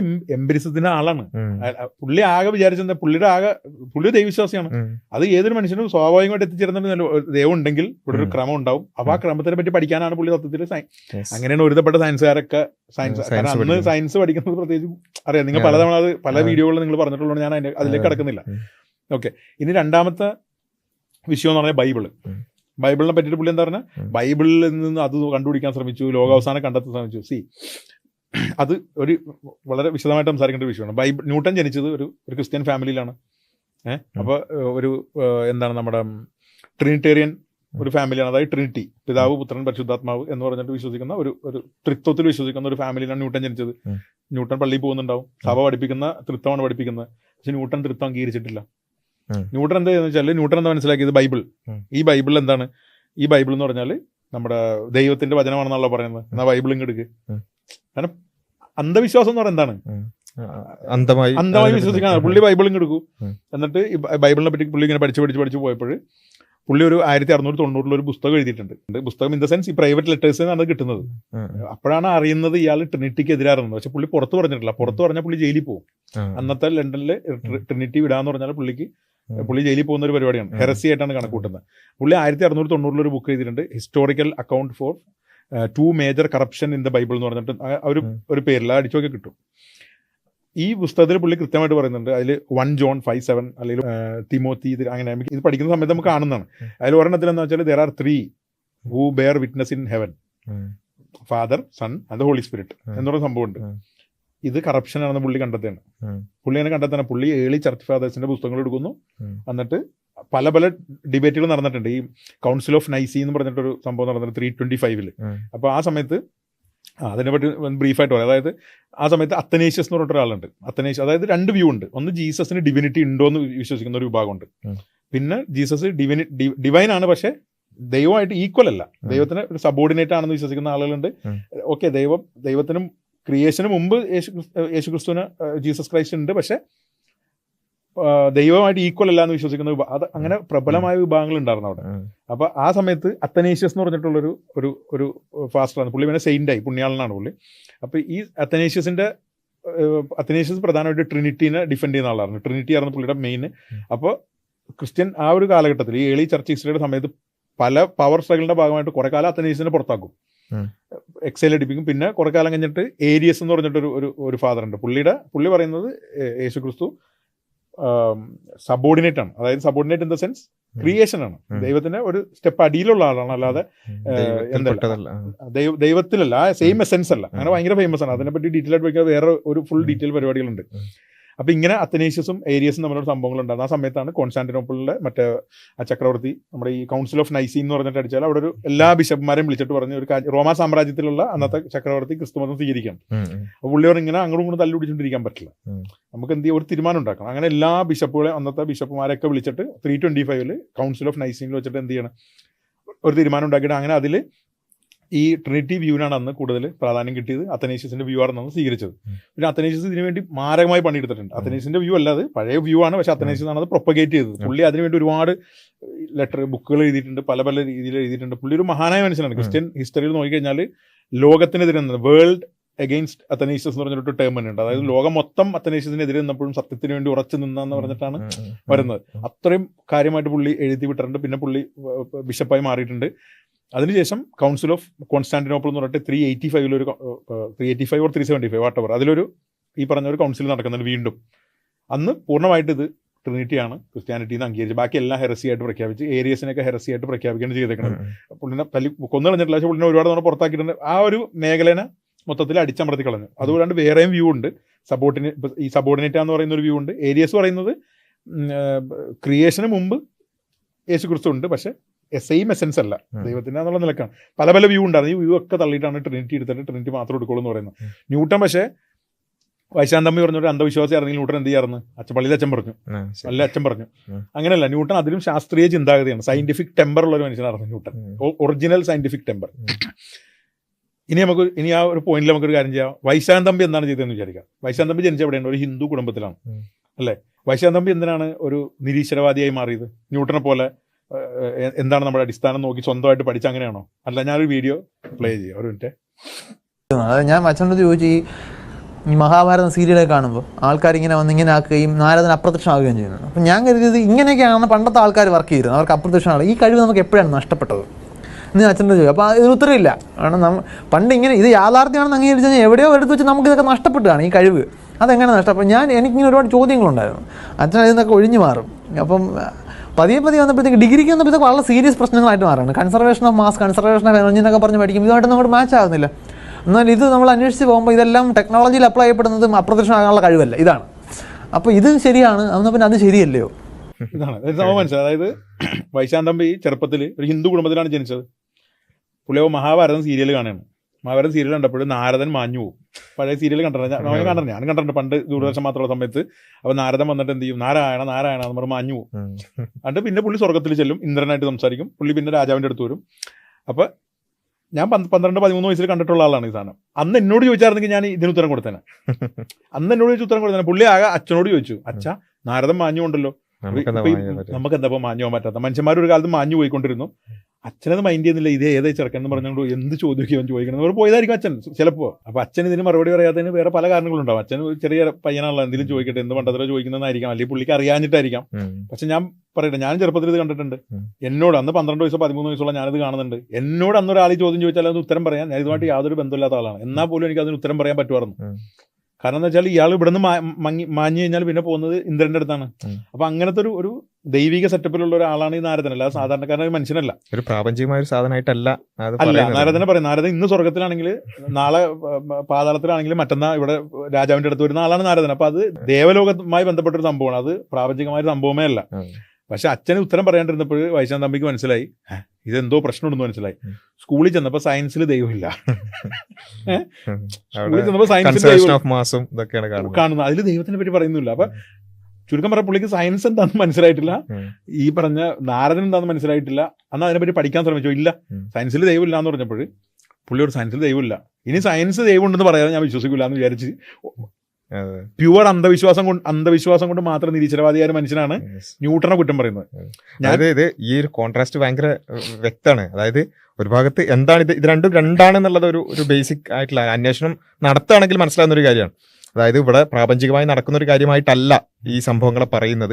അതുകൊണ്ട് തന്നെ ഇത് വേറെന്തോ ഒരു സംഭവമാണ്, അതിന് ബേസ് ഉണ്ടോ എന്നുള്ളത് തീർച്ചയായിട്ടും അന്വേഷിക്കാം. അതിന്റെ ബേസ് ശരിയാണോ, അതിന്റെ വേദങ്ങൾ പഠിക്കാം, അതിനെക്കുറിച്ച് അന്വേഷിക്കാം. ഇതിലൊരു സംഭവം ഉണ്ട്. ഇപ്പൊ അച്ഛനോട് ചോദിച്ചു, ഞാൻ എന്റെ വാപ്പാടത്ത് ചോദിച്ചിട്ട് വാപ്പ മിണ്ടില്ല എന്ന് പറഞ്ഞാൽ ഞാൻ എന്താ ചെയ്യണേ, ഞാൻ പള്ളിയിൽ കത്തീവിനോട് ആദ്യം ചോദിക്കൂലേ. അപ്പൊ കത്തീവും പറഞ്ഞില്ലെങ്കിൽ നമ്മൾ വേദങ്ങളിലേക്ക് പോകും. ശരിക്കും വൈശാഖൻ തമ്പി എന്താ ചെയ്യേണ്ടത്, നമ്മൾ ഹിന്ദു മതത്തിലാണല്ലോ ജനിച്ചിരിക്കുന്നത്, നമ്മൾ സനാതന ധർമ്മമാണ്. അപ്പൊ എന്താണ് നമ്മുടെ ഇതിന്റെ അടിസ്ഥാനം? വേദങ്ങൾ എന്ന് പറഞ്ഞാൽ ദൈവം ഇറക്കിയ പുസ്തകമാണ്, ബാക്കി ഇതൊക്കെ പുരാണങ്ങളാണ്. അപ്പൊ നമ്മൾ എന്തിനാ വേദ പുസ്തകം കൊടുക്കണം. പിന്നെ വൈശാഖൻ തമ്പിയുടെ പ്രധാന പ്രശ്നം ജ്യോതിഷമായിരുന്നു, ആസ്ട്രോളജി. ജ്യോതിഷത്തിന്റെ പേരിൽ ഒരുപാട് പേരെ ജീവിതം കഷ്ടപ്പെടുന്ന ബുദ്ധിമുട്ടുണ്ട്. അപ്പൊ വൈശാഖൻ തമ്പി എന്താ ചെയ്യേണ്ടത്, വേദങ്ങൾ എടുത്തിട്ട് വേദത്തിൽ ആസ്ട്രോളജി ഉണ്ടോ എന്ന് നോക്കാം. അപ്പൊ ന്യൂട്ടൺ ചെയ്ത പണി ശരിക്കും പറഞ്ഞാൽ ശാസ്ത്രീയമായ പണി ന്യൂട്ടൺ എടുക്കും. അപ്പൊ വൈശാഖൻ തമ്പിക്ക് മനസ്സിലാവും ഇതിൽ ആസ്ട്രോളജിനെ പറ്റി പറയുന്നത് എന്തിനാണ്, സമയം കണക്കാക്കാനാണ്. അതായത് നിങ്ങൾ ഇന്ന സമയത്ത് ഇത്ര സമയത്ത് ഇത് ചെയ്യണം, ആചാരങ്ങൾ നടപ്പിലാക്കണം. അത് ഒരു വർഷം, അന്ന് വർഷക്കണക്കൊക്കെ അങ്ങനെയാണ്. ഇപ്പൊ നമ്മൾ ചന്ദ്രനെ വെച്ചിട്ട് ചന്ദ്രനെ കാണുമ്പോൾ അടുത്ത മാസം തുടങ്ങും എന്നൊക്കെ പറയും പോലെ ആ ഒരു സെറ്റപ്പാണ് അതിലുള്ളത്. എന്ന് പുള്ളി ഞാൻ അതിന് ആധികാരിക പണ്ഡിതനല്ല ഞാൻ, പക്ഷെ പറയണം എന്തായാലും ആസ്ട്രോളജി ഇപ്പൊ കാണുന്ന രീതിയിൽ പൈസ മേടിച്ചിട്ടുള്ള ഉടായ്പ് ആസ്ട്രോളജി സ്വാഭാവികമായിട്ടും വേദങ്ങളിൽ ഉണ്ടാവില്ല. കാരണം എന്താ വെച്ചാൽ വേദങ്ങൾ മാത്രം പഠിച്ചിട്ട് വേദങ്ങൾ മാത്രമാണ് ശരി എന്ന് പറയുന്ന ദയാനന്ദ സരസ്വതിനെ പോലത്തുള്ള ആളുകൾ ഉണ്ടായിരുന്ന നാടാണ് ഇന്ത്യ. അറ്റ്ലീസ്റ്റ് വൈശാഖൻ തമ്പിക്ക് എന്ത് ചെയ്യാൻ പറ്റും, ഇതൊക്കെ തെറ്റാണ്, ഓക്കെ, ഈ പറഞ്ഞ ചൂഷണങ്ങളൊക്കെ തെറ്റാണ്, അതിന് അല്ലാത്ത കുറെ പിന്നെ വാദങ്ങളും ഉണ്ടല്ലോ, ദയാനന്ദ സരസ്വതിയെ പോലെയുള്ള മറ്റു വാദങ്ങളെ കുറിച്ച് പഠിക്കുക, അതേപോലെ തന്നെ വിവിധ ധാരകളെ കുറിച്ച് പഠിക്കുക, അതിൽ ഏതാണ് ശരി എന്നുള്ളത് അന്വേഷണം നടത്തുക. ഇനി ഓക്കെ, ഈ പറഞ്ഞ ഹൈന്ദവ ആത്മീയ അല്ലെങ്കിൽ അത്തരത്തിലുള്ള കാര്യങ്ങളിൽ ഒന്നും ഉത്തരം കിട്ടുന്നില്ല എന്നുണ്ടെങ്കിൽ മറ്റ് വിശദീകരണങ്ങളിലേക്ക് പോവുക, ദൈവസങ്കല്പങ്ങളെ കുറിച്ച് അന്വേഷിക്കുക, അത് ശരിയാണെന്ന് അന്വേഷിക്കുക. ഇതാണ് ശരിക്കും പറഞ്ഞാൽ അന്വേഷണത്തിന്റെ പാത പറഞ്ഞാല് ശാസ്ത്രീയമായി സയന്റിഫിക് ടെമ്പറുള്ള ഒരു മനുഷ്യൻ ഇതാണ് ചെയ്യുന്നത്. അല്ലാതെ ഒരു ടിവിയിൽ കണ്ട് അപ്രത്യക്ഷനാകുന്നു കൺസർവേഷൻ ഓഫ് മാസ് അച്ഛനെ കുടുക്കി. ബാക്കി ഇപ്പൊ നമ്മൾ എക്സ് മുസ്ലിങ്ങൾ പറയുന്നത് കുറച്ചുകൂടി മര്യാദ ഉണ്ടെന്ന്. ഖത്തീബിന്റെ അടുത്ത് വന്നിട്ട് ഖത്തീബിനോട് വന്നിട്ട് ദൈവം എല്ലാം അള്ളാഹ് എല്ലാം തീരുമാനിച്ചെങ്കിൽ പിന്നെ ഞാൻ എന്തിനാണ് ചോദ്യത്തിന് അന്തസ്സെങ്കിലും ഉണ്ടെന്ന്, അല്ലാതെ അവിടെ ചെന്നിട്ട് നാരദം മാഞ്ഞു പോയല്ലോ അപ്പൊ ദൈവം ഉണ്ടോ. ഞാൻ എന്താ വെച്ചാൽ ഞാൻ കഴിഞ്ഞ നമ്മൾ ഈ പുള്ളിനെ കുറച്ചും കൂടി, പുള്ളി ഇപ്പൊ ഈ ന്യൂട്ടനെതിരെ ഇപ്പൊ ഇങ്ങനെ ഒരു അന്ധവിശ്വാസ ആരോപണം നടത്തിക്കൊണ്ടാണ് നമ്മൾ ഇതിനെ കുറച്ചും കൂടി ഒരു കട്ടിയിൽ പുള്ളിനോട് സംസാരിക്കണം. എന്തുകൊണ്ടാന്ന് വെച്ചാൽ സാധാരണ ആൾക്കാർ വന്നിട്ട് നമ്മൾ സയൻസിന്റെ ആൾക്കാരല്ല, അതുകൊണ്ട് വൈശാഖൻ തമ്പിക്ക് വേണ്ടി വാദിക്കുന്ന കുറെ ആൾക്കാരുണ്ട്. അപ്പൊ അവരോട് പറയാനുള്ളത് ഇത് ന്യൂട്ടനും വൈശാൻ തമ്മിലുള്ള പ്രശ്നമാണ്. നമ്മൾ ഇതിൻ്റെ അകത്തില്ല. Okay. നിങ്ങൾ ശാസ്ത്രത്തിന്റെ ആളുകളാണെങ്കിൽ നിങ്ങൾ ന്യൂട്ടന്റെ കൂടെ നിൽക്കണം, അല്ലേ? അല്ല, ആ ഒരു സംഭവം വളരെ കൃത്യമാണല്ലോ. അതായത് ന്യൂട്ടൺ ചെയ്ത ആ ഒരു വർക്ക് അത് അപ്രീഷിയേറ്റ് ചെയ്യാണ് ചെയ്യേണ്ടത്. ഓക്കെ, ന്യൂട്ടന്റെ വിശ്വാസം എന്തോ ആയിക്കോട്ടെ, അദ്ദേഹം ഒരു ജനിച്ച കുടുംബത്തിന്റെ അതേ വിശ്വാസത്തോടു കൂടി പോകായിരുന്നു. ഒരു ശാസ്ത്രജ്ഞനെ സംബന്ധിച്ചിടത്തോളം ഒരുപാട് കാര്യങ്ങൾ പഠിക്കാനുണ്ട്, അല്ലെങ്കിൽ ആ മേഖലയിൽ ഒരുപാട് അന്വേഷിക്കാനുണ്ട്. വിശ്വാസവുമായി ബന്ധപ്പെട്ട സൈഡ് ഞാൻ കുടുംബപരമായിട്ടുള്ളത് അങ്ങനെ തുടർന്ന് പോകട്ടെ എന്ന് വിശ്വസിക്കാമായിരുന്നു, അല്ലെങ്കിൽ അങ്ങനെ ആ ഒരു ഫ്ലോയിൽ പോകാമായിരുന്നു. എന്നിട്ട് ന്യൂട്ടൺ ചെയ്തെന്താ വെച്ചാൽ താൻ നിൽക്കുന്ന ആ കുടുംബാന്തരീക്ഷത്തിലുള്ള ആ വിശ്വാസങ്ങളെ പോലും ക്രിറ്റിക്കലായി നോക്കുകയും അതിന്റെ കൂടുതൽ അന്വേഷണങ്ങളിലേക്ക് പോകും, ചരിത്രപരമായ വസ്തുതകളിലേക്ക് പുറത്തറിഞ്ഞ തലവോണ കേസാണ്. അതെ അതെ, പുറത്തറിഞ്ഞ തലവോണ കേസിലാണ് പുള്ളിയുടെ തല മാത്രമല്ല, പുള്ളിയുടെ കംപ്ലീറ്റ് പുള്ളിയുടെ ഒരു അന്തസ്സും ഇതെല്ലാം പോകുന്ന ഒരു പണിയാണ്. പുള്ളി എന്ത് ചെയ്തത്, എല്ലാ പഴയ പേപ്പറുകളും എടുത്തിട്ട് ഇത് പഠിച്ചിട്ട് ഇന്നൊരു കാര്യം മനസ്സിലാക്കുക. പുള്ളി അത്തനേഷ്യസിന്റെ വ്യൂവോ ഏരിയസിന്റെ വ്യൂ എല്ലാം എടുത്തേക്കുന്നത്. ന്യൂട്ടന്റെ ഒരു വ്യൂ ഉണ്ട്, മനസ്സിലാവുണ്ടോ? പുള്ളി കൃത്യമായിട്ട് അത്തനേഷ്യസിന്റെ വ്യൂവിന്റെ അതിലേക്കും പുള്ളി പൂർണ്ണമായിട്ട് തള്ളി. അത്തനേഷ്യസ് ഇതിന്റെ അകത്ത് കറപ്ഷൻ ഉണ്ടാക്കിയ ആളാണെന്നാണ് തള്ളിയത്. പക്ഷെ പുള്ളി പൗലോസിനെ അംഗീകരിക്കുന്നുണ്ട്. പൗലോസിന്റെ വാദങ്ങളോട് എടുത്തു കഴിയുമ്പോൾ നിങ്ങൾ ഇപ്പോൾ പഠിക്കുകയാണെങ്കിൽ ഒരു ക്രിസ്ത്യാനിറ്റിയിലെ പല വിഭാഗങ്ങൾ, ഇപ്പോൾ വണ്ണസുകാരും മറ്റേ അങ്ങനെ അവരെ തമ്മിലുള്ള ഡിബേറ്റ് നടക്കുമ്പോൾ നമുക്ക് വായിക്കാൻ പറ്റും ന്യൂട്ടന്റെ ബുക്ക്. അത്രത്തോളം കറക്റ്റ് ആയിട്ട് ഇന്ന വാക്കുകൾ കണ്ട് അറിയില്ല ദൈവം ഒന്നാണെന്ന്. സെൽഫ് സഫിഷ്യന്റ് ആയ രണ്ടാളുകൾ എങ്ങനെ വരും, അല്ലെങ്കിൽ ഇന്ന പോലെ ഞാൻ യേശുക്രിസ്തു പ്രാർത്ഥിക്കുന്നുണ്ടല്ലോ, ഈ പറഞ്ഞ പോയിന്റുകളൊക്കെ അതിനകത്ത് വരുന്നുണ്ട്, മനസ്സിലായി? അങ്ങനെ പുള്ളി അതിനെ റീസൺ ചെയ്യുന്നുണ്ട്. എങ്ങനെ ഒരു കൺക്ലൂഷനിലേക്ക് എത്തുമ്പോൾ പുള്ളി ഏരിയസിന്റെ വ്യൂ എടുക്കുന്നില്ല. പുള്ളി ഏരിയസിന്റെ വ്യൂ എന്ന് പറഞ്ഞാൽ പുള്ളിനെ യേശുക്രിസ്തു ഇല്ലാതിരുന്ന ഒരു കാലം ഉണ്ടായി എന്നുള്ളൊരു സംഭവമുണ്ട്. അതായത് യേശു ഇല്ലാതിരുന്ന ഒരു കാലം ഉണ്ടായിരുന്നു, ദൈവം മാത്രമുള്ള, അത് പുള്ളി എടുക്കുന്നില്ല. അപ്പൊ ഇതിന് രണ്ടിലും മിഡ് പൊസിഷനിൽ എടുക്കുന്നത് സ്വന്തമായിട്ട് പുള്ളി. നമ്മുടെ പോയിന്റ് ഇതൊന്നുമല്ല, പുള്ളി ശാസ്ത്രീയമായി സയന്റിഫിക് ടെമ്പറോടുകൂടി ശാസ്ത്രീയമായിട്ട് എങ്ങനെ നമ്മളൊരു ഹിസ്റ്ററിനെ സമീപിക്കുന്നത് എങ്ങനെയാണ്. ഇപ്പോൾ ശാസ്ത്രം അല്ലാന്ന് നമ്മൾ പറഞ്ഞിട്ട് വീഡിയോ ഇടുന്ന സമയത്ത് ഇപ്പോൾ നമ്മുടെ വിശ്വനാഥൻ ഡോക്ടറിനെ പോലുള്ള ആളുകൾ പറയാറുണ്ട്, science is the only way of knowledge എന്ന് പറയാറുണ്ട്. അപ്പോൾ പുള്ളിയുടെ അടുത്ത് ഈ ചോദ്യം ചോദിക്കും, അപ്പോൾ ഹിസ്റ്ററിയൊക്കെ എന്ത് ചെയ്യും? ഹിസ്റ്ററിയെ നമ്മൾ ശാസ്ത്രീയമായി സമീപിക്കണം. പുള്ളി ശാസ്ത്രത്തിന്റെ എക്സ്പ്ലനേഷൻ കുറച്ചുകൂടി ഒന്ന് വിട്ടാക്കി, ശാസ്ത്രത്തിന്റെ ഒരു ഡെഫിനേഷൻ ഒന്നും കൂടി ഒന്ന് വലുതാക്കി. അപ്പൊ ശരിയാ, അപ്പൊ ഹിസ്റ്ററി അതിൻ്റെ ഉള്ളിൽ പെട്ട് നമുക്ക് ഹിസ്റ്റോറിക്കലായിട്ട് ഡേറ്റ വന്നു കഴിഞ്ഞാൽ നമ്മൾ എന്ത് ചെയ്യണം, അത് നോക്കണം. അപ്പൊ ആ ആംഗിൾ നോക്കി കഴിഞ്ഞാൽ ഏറ്റവും ഒരു സയന്റിഫിക് ടെമ്പറുള്ള മനുഷ്യൻ ചെയ്യാവുന്ന പണിയാണ് സത്യത്തിൽ ന്യൂട്ടൺ ചെയ്തിരിക്കുന്നത്. ആ ന്യൂട്ടനെയാണ് വൈശാൻ തമ്പി എന്ത് ചെയ്തേക്കുന്നത്, അന്ധവിശ്വാസിയായിട്ടും ഈ മറ്റേ അത് എന്തിനാണ് പുള്ളി അത് പറഞ്ഞതെന്ന് വെച്ചാൽ, ന്യൂട്ടൺ ഒരു ദൈവവിശ്വാസിയായിരുന്നു, വൈശാൻ തമ്പി ഒരു നിരീശ്വരവാദിയാണ്. അപ്പൊ എന്ത് ചെയ്യണം, പേഴ്സണൽ പക്ഷെ ഡിസ്ക്രെഡിറ്റ് പച്ചക്ക് നമുക്ക് അകറ്റാൻ പറ്റാത്തൊരു മനുഷ്യനാണ് ന്യൂട്ടനെ മാറ്റി നിർത്തിയിട്ട് സത്യം പറഞ്ഞ സയൻസ് ഇല്ല. മോഡേൺ ഫിസിക്സിന്റെ മോഡേൺ ഫിസിക്സിന്റെ പിതാവെന്നൊക്കെ അവകാശപ്പെടാവുന്ന ഒരു മനുഷ്യനാണ് പുള്ളി. എല്ലാ പരിപാടി, ഒപ്റ്റിക്സ് പരിപാടി എല്ലാം ചെയ്തിട്ടുണ്ട്. എന്നിട്ട് പുള്ളി അതിനെന്താ ചെയ്യുന്നത്, പേഴ്സണലായിരുന്നൊരു ഡയറി, പുള്ളി മരണത്തിന് 200 വർഷത്തിന് ശേഷം പുറത്തു വന്നൊരു ഡയറി എടുത്തിട്ട് അത് വെച്ചിട്ട് പുള്ളിനെ വിമർശിക്കാൻ ശ്രമിക്കുന്നത്. ഒറ്റ വാക്കിൽ അങ്ങനെ പറഞ്ഞ് അവസാനിപ്പിക്കാവുന്ന ഒരു കേസല്ല. അപ്പോൾ ഇതാണ് സത്യത്തിൽ നമ്മുടെ ആദ്യത്തെ വിഷയമായിട്ട് ഞാൻ പറയാൻ ഉദ്ദേശിച്ചത്. ഇനി ഇതിനൊരു കൺക്ലൂഷൻ എന്നുള്ള നിലയ്ക്ക് വേണമെങ്കിൽ എന്ത് ചെയ്യാം, ഈ ശാസ്ത്ര പ്രചാരകനാണല്ലോ ഇപ്പോൾ വൈശാൻ തമ്പി എന്ന് പറഞ്ഞാൽ ശാസ്ത്ര പ്രചാരകനാണ്. ഇപ്പോൾ നമ്മളൊരു വലിയൊരു ഇപ്പോൾ മദ്ഹബിന്റെ ഇമാമുകളെയൊക്കെ പറ്റിയിട്ടൊരു ഇസ്ലാമിക പണ്ഡിതൻ എന്തായിരിക്കും പറയുന്നത്, ആ ആളുടെ മഹത്വം നമ്മൾ വിളിച്ചു പറഞ്ഞുകൊണ്ടിരിക്കുകയല്ലേ ചെയ്യുന്നത്. സത്യം പറഞ്ഞാൽ ശാസ്ത്ര പ്രചാരകനായ വൈശാൻ തമ്പി എന്താണ് ചെയ്യേണ്ടിരുന്നത്, ഈ ശാസ്ത്രജ്ഞന്മാരെ പറ്റിയിട്ടുള്ള കൃത്യമായ പിക്ചറുകൾ നമ്മുടെ മുമ്പിലേക്ക് ഇടുക ചെയ്ത് അങ്ങനെയാണ് ചെയ്യേണ്ടിരുന്നത്. പുള്ളി അവിടെ എന്താ ചെയ്യുന്നത്, പുള്ളിയുടെ വിശ്വാസം അനുസരിച്ച് പുള്ളി ഓരോരുത്തരെ പിക്ക് ചെയ്യണം. ലപ്ലാസിന് അന്നേ വേണ്ടായിരുന്നു. അത് ഭയങ്കര ആ ഒരു സ്റ്റേറ്റ്മെന്റ് ഞാൻ കാണിച്ചത് അദ്ദേഹത്തിന് പിന്നെ കുറച്ച് ഫേവറബിൾ ആയി എന്ന് തോന്നുന്ന, അതായത് ആ ഹൈപ്പോത്തസിസ് എനിക്ക് വേണ്ട, ദൈവം വേണ്ട എന്ന് പറഞ്ഞു എന്നുള്ള ഒരാളെ അത് ഗ്ലോറിഫൈ ചെയ്യുക. എന്നാൽ അതേ സമയത്ത് ന്യൂട്ടൺ അദ്ദേഹത്തിൻ്റെതായ കുറെ അന്വേഷണങ്ങൾ നടത്തി, അതിന്റെ കുറച്ച് ഡയറികളൊക്കെ എടുത്ത്, അല്ലെങ്കിൽ അതിൽ നിന്നുള്ള കുറച്ച് അറിവുകൾ വെച്ചിട്ട് എന്ത് ചെയ്യാണ്, അത് ബൈബിളൊക്കെ, അതെ, അതിൽ നിന്ന് എടുത്തിട്ട് തെറ്റിദ്ധരിപ്പിക്കണം. അന്ധവിശ്വാസിയായി ബൈബിളൊക്കെ നോക്കി നടക്കുക. അതന്നെ ഒരു പിന്നെ ആ ബൈബിളിൽ അല്ലെങ്കിൽ അദ്ദേഹത്തിൻ്റെതായ കുടുംബ പശ്ചാത്തലത്തിനപ്പുറത്തേക്ക് പോയി ദൈവത്തെക്കുറിച്ച് അന്വേഷിക്കുകയും ഒരു ഏകനായ ദൈവം എന്നുള്ള ഒരു കൺസെപ്റ്റിലേക്കൊക്കെ എല്ലാ തരത്തിലുള്ള ഒരു നെഗറ്റീവായ ഒരു അന്തരീക്ഷത്തിൽ, അല്ലെങ്കിൽ എതിരുള്ള ഒരു അന്തരീക്ഷത്തിൽ തന്നെ അത്തരം അന്വേഷണങ്ങൾ നടത്തിയ ഒരാളെ കുറിച്ചാണ് ഇങ്ങനെ പറയുന്നത് എന്ന് പറയുന്ന വിഷയം. അപ്പൊ അതിന്റെ ഇടയിൽ വേറൊരു വിഷയമുണ്ട്. അപ്പൊ ഈ ന്യൂട്ടൺ ജീവിച്ചിരുന്നത് 1680 1700 അപ്പോൾ ന്യൂട്ടൺ മുസ്ലിങ്ങളെ പറ്റി കേട്ടിട്ടില്ലേ, അല്ലെങ്കിൽ മുഹമ്മദ് നബിയെ പറ്റി കേട്ടിട്ടില്ല, അല്ലെങ്കിൽ അങ്ങനത്തെ ഒരു, കാരണം അപ്പോഴേക്കും ഈ ഓട്ടോമൻ സാമ്രാജ്യമൊക്കെ വളരെ വലിയൊരു സാമ്രാജ്യമായിരുന്ന, അല്ലെങ്കിൽ മുസ്ലിങ്ങൾക്ക് അത്രയും വികസിച്ചൊരു കാലഘട്ടമാണ് 1700 എന്ന് പറഞ്ഞാൽ അന്നത്തെ പ്രധാനപ്പെട്ട ഒരു സാമ്പത്തിക ശക്തി ആയിക്കോട്ടെ, കിങ്ഡം ആയിക്കോട്ടെ. അപ്പോൾ അങ്ങനെ ഒരു ചോദ്യം വരും. അപ്പോൾ അതിൽ ന്യൂട്ടൺ നേരിട്ട്, അപ്പോൾ അങ്ങനെ ഒരു ചോദ്യം ഇതിന് ഇടയിൽ വരാവുന്നതുകൊണ്ട് അതുകൂടി ജസ്റ്റ് ഒന്ന് കട്ട് ചെയ്തിട്ട് ഞാൻ അതും ഒന്ന് സെർച്ച് ചെയ്ത് നോക്കിയായിരുന്നു. അതുകൊണ്ട് പുള്ളി അതിനെപ്പറ്റി പഠിച്ചില്ലാണ് ഇപ്പോൾ ശാസ്ത്രീയമായ പഠനം നടത്തുമ്പോൾ. അപ്പോൾ പുള്ളിക്ക് സത്യത്തിൽ നേർക്ക് നേരെ ഖുറാൻ കാണുകയോ അല്ലെങ്കിൽ അങ്ങനെ ഒരു മെസ്സേജ് പുള്ളി വായിക്കുകയോ അതിനെ തള്ളിക്കളയോ അങ്ങനത്തെ ഒരു സംഭവം നമുക്ക് കാണാനില്ല. പക്ഷെ പുള്ളിക്ക് അറിയാം ഇങ്ങനത്തെ ഒരു സംഭവം ഉണ്ട്, മുസ്ലിങ്ങൾ എന്ന് പറഞ്ഞിട്ടൊരു സംഭവം ഉണ്ട്. അപ്പോൾ പുള്ളി അതിൽ വിശ്വസിച്ചിരുന്നതെന്ന് വെച്ചാൽ പുള്ളി ബൈബിൾ ദൈവവചനമായിട്ട് കണ്ടിട്ട് അതിനെപ്പറ്റി അതിൽ ചെറിയ കറപ്ഷൻസ് വരുത്തി എന്നുള്ള നിലക്ക് പഠിച്ചുകൊണ്ടിരിക്കുകയാണ്. അപ്പോൾ അതിൽ ഈ പ്രൊഫസി ബുക്ക് ഉണ്ട്, അതായത് വെളിപാടിന്റെ പുസ്തകം എന്ന് പറയുന്ന ഒരു ഡിവിഷൻ ഉണ്ട്, ഒരു ഭാഗമുണ്ട്. അതിൻ്റെ അകത്ത് ഈ കാഹളം ഊതുന്ന ട്രംപറ്റ്, 5th ട്രംപറ്റ് എന്ന് പറയുന്ന പരിപാടി ഉണ്ട്. അതായത് നമുക്കുണ്ട് അങ്ങനത്തെ വിശ്വാസം. ഒരു കാഹളം ഊതും, പിന്നെ കാഹളം ഊതും, അങ്ങനെ 3 തവണ കാഹളം ഊതും എന്നൊക്കെ പറഞ്ഞിട്ടുള്ള പരിപാടിയാണ്. അത് ലോകാവസാനവുമായി ബന്ധപ്പെട്ടുള്ള ഒരു പ്രൊഫസിയാണ്. അപ്പോൾ അതുപോലെ ഇവർക്കുണ്ട്. അപ്പോൾ അതിലൊരു പ്രൊഫസിയാണ് 5th ട്രംപറ്റ്. 5th ട്രംപറ്റ് ഊതുമ്പോൾ 5ാമത്തെ കാഹളം ഊതുന്ന സമയത്ത് ആകാശത്ത് നിന്ന് ഒരു നക്ഷത്രം ഉതിർന്നു വീഴും. അത് ലിറ്ററൽ സെൻസിലല്ല, ഉതിർന്നു വീഴുന്നു, പാതാള ലോകം തുറക്കപ്പെടുന്നു, അവിടെ നിന്ന് ചില ജീവികൾ പുറത്തേക്ക് വരും, തേളുകൾ, അതുപോലത്തെ ഈ ചെറിയ ഈ നമ്മുടെ പച്ച പുൽച്ചാടി പോലത്തെ സംഭവങ്ങൾ വരും. അത് ഭയങ്കര ഡേഞ്ചർ സാധനങ്ങളായിട്ട് ഈ താഴെ വീഴുന്ന ഇവരുടെ വലിയൊരു നേതാവുമായിട്ട് ഇവർ ഇങ്ങനെ ഭൂമി മൊത്തം പരക്കും. എന്നിട്ട് ദൈവത്തിന്റെ മുദ്രയില്ലാത്ത ആളുകളെ നശിപ്പിച്ച് കളയാൻ വേണ്ടി അവരോട് കൽപ്പിക്കപ്പെടും. അത് ദൈവത്തിന്റെ ശിക്ഷ ഇറങ്ങുന്നതാണ്. അപ്പൊ ന്യൂട്ടൺ ഇത് വായിച്ചിട്ട് ന്യൂട്ടൺ വിചാരിച്ചെന്താണെന്ന് വെച്ചാൽ അങ്ങനെ കണക്ട് ചെയ്ത് പുള്ളി പ്രൊഫസി ആണല്ലോ, അപ്പൊ ദൈവത്തിന്റെ ശിക്ഷ പോലെ ഇറങ്ങിയതാണ്. എന്തിനുള്ള ശിക്ഷ? അതായത് ട്രിനിറ്റി എന്ന് പറഞ്ഞാൽ വെള്ളം കലർത്തിയില്ല. അപ്പൊ ഏകദൈവ വിശ്വാസത്തിൽ വെള്ളം കലക്കുക, ഐ മീൻ ഏകദൈവ വിശ്വാസത്തിൽ ഒരു ഇത് കടത്തി, കറപ്ഷൻ വരുത്തി ഒരു ട്രിനിറ്റിയിലേക്ക് പോയ ആളുകൾ, ക്രിസ്ത്യാനികളെ ശിക്ഷിക്കുക. കാരണം അതുവരെ ക്രിസ്ത്യൻസ് ആയിരുന്ന അവിടുത്തെ ഒരു ഐ മീൻ വലിയൊരു വിഭാഗമായിട്ടിരിക്കണമായിരുന്നു. ആ സമയത്ത് അവർക്കൊരു ശിക്ഷ ഇറങ്ങുന്നുണ്ട് ദൈവത്തിന്റെ. നിങ്ങൾ ട്രിനിറ്റി എടുത്തതിന്റെ പേരിൽ, ഏകദൈവ വിശ്വാസത്തിൽ നിന്ന് വ്യതിചലിച്ചതിന്റെ പേരിൽ ഒരു ശിക്ഷ ഇറങ്ങുന്നതാണ് മുസ്ലിങ്ങൾ. മുഹമ്മദ് നബിയാണ് ആ നക്ഷത്രം എന്നുള്ള നിലക്കാണ് പുള്ളി അതിനെ വ്യാഖ്യാനിച്ചത്. അതിനുശേഷം 6ാം ട്രംപറ്റ് ഉണ്ട്. അപ്പൊ 6ാം ട്രംപറ്റാണ് പുള്ളി ഒട്ടോമൻ സാമ്രാജ്യം. ഞാൻ പറഞ്ഞു വന്നത് ഇതൊക്കെ ശരിയാണെന്നല്ല, അങ്ങനെയൊന്നുമല്ല പറഞ്ഞു വന്നത്. അതും പുള്ളി ശ്രദ്ധിച്ചിട്ടുണ്ട്. പുള്ളി ഇതൊന്ന് പഠിച്ച് തീർത്തിട്ട് കൊണ്ടുവന്നത് അതിലേക്ക് പോകാനായിട്ട്. പുള്ളി സത്യം പറഞ്ഞാൽ ഇങ്ങനെ അധികാലം ജീവിച്ചിരുന്നിട്ടൊരു മനുഷ്യനാണ് പുള്ളി. ഈ ജീവിതത്തിൽ ഇത്ര കാര്യങ്ങൾ ചെയ്തു, ഒപ്റ്റിക്സ് ചെയ്തു. അപ്പൊ ഞാൻ ആ ഒരു പോയിന്റ് കൂടി കവർ ചെയ്തെന്ന് വെച്ചാൽ, അല്ലെങ്കിൽ ഇപ്പൊ നമ്മൾ വിചാരിക്കില്ല 1700 പുള്ളി ഇസ്ലാമിനെ പറ്റി കേട്ടില്ലേ എന്ന് കാണുന്ന ചില മുസ്ലിങ്ങളെങ്കിലും ചിന്തിക്കും.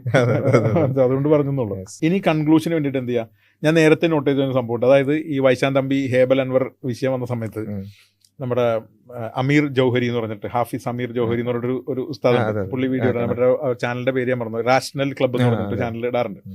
അപ്പൊ പുള്ളി അന്ന് ഈ ഹേബൽ അൻവറിന്റെ വായിൽ നിന്ന് വീഴുന്ന ചില വാക്കുകൾ കോൺട്രഡിക്ഷൻ ഉണ്ടെന്നുള്ള നിലക്ക് വൈശാൻ തമ്പി പറഞ്ഞപ്പോൾ അത് ആർക്കും സംഭവിക്കാന്ന് പറഞ്ഞ് തെളിയിക്കാൻ വേണ്ടിയിട്ട് അമീർ ജൗഹരി ഉസ്താദ് എന്ത് ചെയ്തിട്ടുണ്ട്, ഈ വൈശാൻ തമ്പിയുടെ ഒരു വീഡിയോ അബദ്ധങ്ങൾ അതിൽ ഒരെണ്ണമാണ് റോഞ്ചൻ, എക്സ്റേ കണ്ടുപിടിച്ച റോഞ്ചന്റെ കഥയുണ്ട്. ഞാൻ ആ വീഡിയോ ഒന്ന് ജസ്റ്റ് ഒന്ന് റോഞ്ചനുമായി ബന്ധപ്പെട്ട് വൈശാൻ തമ്പിയുടെ ഒരു കഥ പറയാം. അതിൽ എനിക്ക് പുള്ളിയുടെ ആ സെയിം സാധനം റിപ്പീറ്റ് ചെയ്യാനല്ല, ഞാൻ അതിലൊരു പോയിന്റ് എനിക്ക് പറയണം. അത് പറഞ്ഞിട്ടാണ് നമ്മൾ ഈ വിഷയം അവസാനിപ്പിക്കണമെന്നാണ് ഞാൻ വിശ്വസിക്കുന്നത്. അതുകൊണ്ടാണ് കുറച്ച് സമയം പോയാലും നമ്മൾ അതും കൂടി ഒന്ന് ഇൻക്ലൂഡ് ചെയ്യാമെന്ന് വിചാരിച്ചത്. അപ്പോൾ അത് ആ വിഷയം നമുക്കൊന്ന് കേൾക്കാം. നമ്മൾ പൊതുവെ സാമൂഹ്യ സേവനം എന്ന് വിശേഷിക്കുന്നത് ഇപ്പോൾ പാവങ്ങൾക്ക് അല്ലെങ്കിൽ പട്ടിണി കിടക്കുന്നവർക്ക് ആഹാരം കൊടുക്കലോ അഗതികളെ ശുശ്രൂഷിക്കലോ ഒക്കെയാണ് നമ്മുടെ നാട്ടിൽ വളരെയധികം ഒരു നോബിൾ ഇമേജ് ഉണ്ടാക്കുന്നത്. അതൊക്കെ അവിടെ വേണം. പക്ഷേ എല്ലാവരും അത് ചെയ്തു കഴിഞ്ഞാൽ ഇതൊരിക്കലും മുമ്പോട്ട് പോകത്തില്ല. ഇപ്പോൾ അഗ്രികൾച്ചറൽ റവല്യൂഷൻ ഉണ്ടാവണമെന്നുണ്ടെങ്കിൽ വളം കണ്ടുപിടിക്കാൻ പറ്റണം. വളം കണ്ടുപിടിക്കുന്ന ആൾ സദാസമയവും ഇപ്പോൾ അഗതികളുടെ സംരക്ഷണത്തിന് മുഴുകിയിരുന്നുണ്ടെങ്കിൽ വളം കണ്ടുപിടിക്കാൻ അദ്ദേഹത്തിന് പറ്റത്തില്ല. ഞാൻ പറയുന്നത് അത് മോശമാണ് എന്നുള്ള അർത്ഥത്തിലല്ല, അതോടൊപ്പം അത് മാത്രമല്ല മഹത്വം അർഹിക്കുന്നു എന്നുള്ളതാണ്. ഒരുപാട് പേര് അവനവൻ്റെ ജോലിയും ഒക്കെ മാറ്റി. ഇപ്പോൾ റോഞ്ചൻ എന്ന് പറയുന്ന ആൾ എക്സ്റേ കണ്ടുപിടിച്ചില്ലായിരുന്നുണ്ടെങ്കിൽ മെഡിക്കൽ സാങ്കേതികവിദ്യ ഇപ്പോഴും ഒരു നൂറ്റാണ്ട് പുറകിൽ കിടന്നേനെ. ഇന്നത്തെ മോഡേൺ എക്സ്റേ, CT സ്കാൻ ഉൾപ്പെടെ വർക്ക് ചെയ്യുന്നത് എക്സ്റേയിലാണ്. പക്ഷേ എക്സ്റേ കണ്ടുപിടിച്ച റോഞ്ചൻ 2ാം ലോക മഹായുദ്ധത്തെ തുടർന്നുണ്ടായ സാമ്പത്തിക മാന്ദ്യത്തിൽ ബ്രോക്കായി പട്ടിണി കിടന്നാണ് മരിക്കുന്നത്. ഇന്നാണെന്നുണ്ടെങ്കിൽ അത് പേറ്റന്റ് ചെയ്യാം, കോടിക്കണക്കിന് രൂപ വരുമാനം ഉണ്ടാക്കാറ് ചെയ്തിട്ടില്ല. എക്സ്റേ മെഡിക്കൽ സയൻസിനെ എക്സ്റേ റവല്യൂഷനൈസ് ചെയ്ത് നമുക്കറിയാം. എക്സ്റേ കണ്ടുപിടിച്ച റോഞ്ചൻ പട്ടിണി കിടന്നാണ് മരിക്കുന്നത്. അത്രയും ദാരിദ്ര്യത്തിലാണ് അദ്ദേഹം മരിക്കുന്നത്. അപ്പോൾ മനുഷ്യനായിട്ട് ഇവരെ കാണുക. അപ്പോൾ ഇത് റോഞ്ചൻ എന്ന് പറഞ്ഞ ആളെ പറ്റി പറയണം. പുള്ളി വളരെ വേഗമായിട്ട് പറഞ്ഞോളൂ. പുള്ളിയുടെ ഇപ്പോൾ ഇതിലെ വിഷയം എന്താണെന്ന് വെച്ചാൽ, നമ്മൾ മഹത്വമുള്ളതായിട്ട് കണക്കാക്കുന്ന എന്താണ്, പാവങ്ങളെ സഹായിക്കുന്നവരാണ് മഹത്വമുള്ളതായിട്ട് സംസാരിക്കുന്നത്.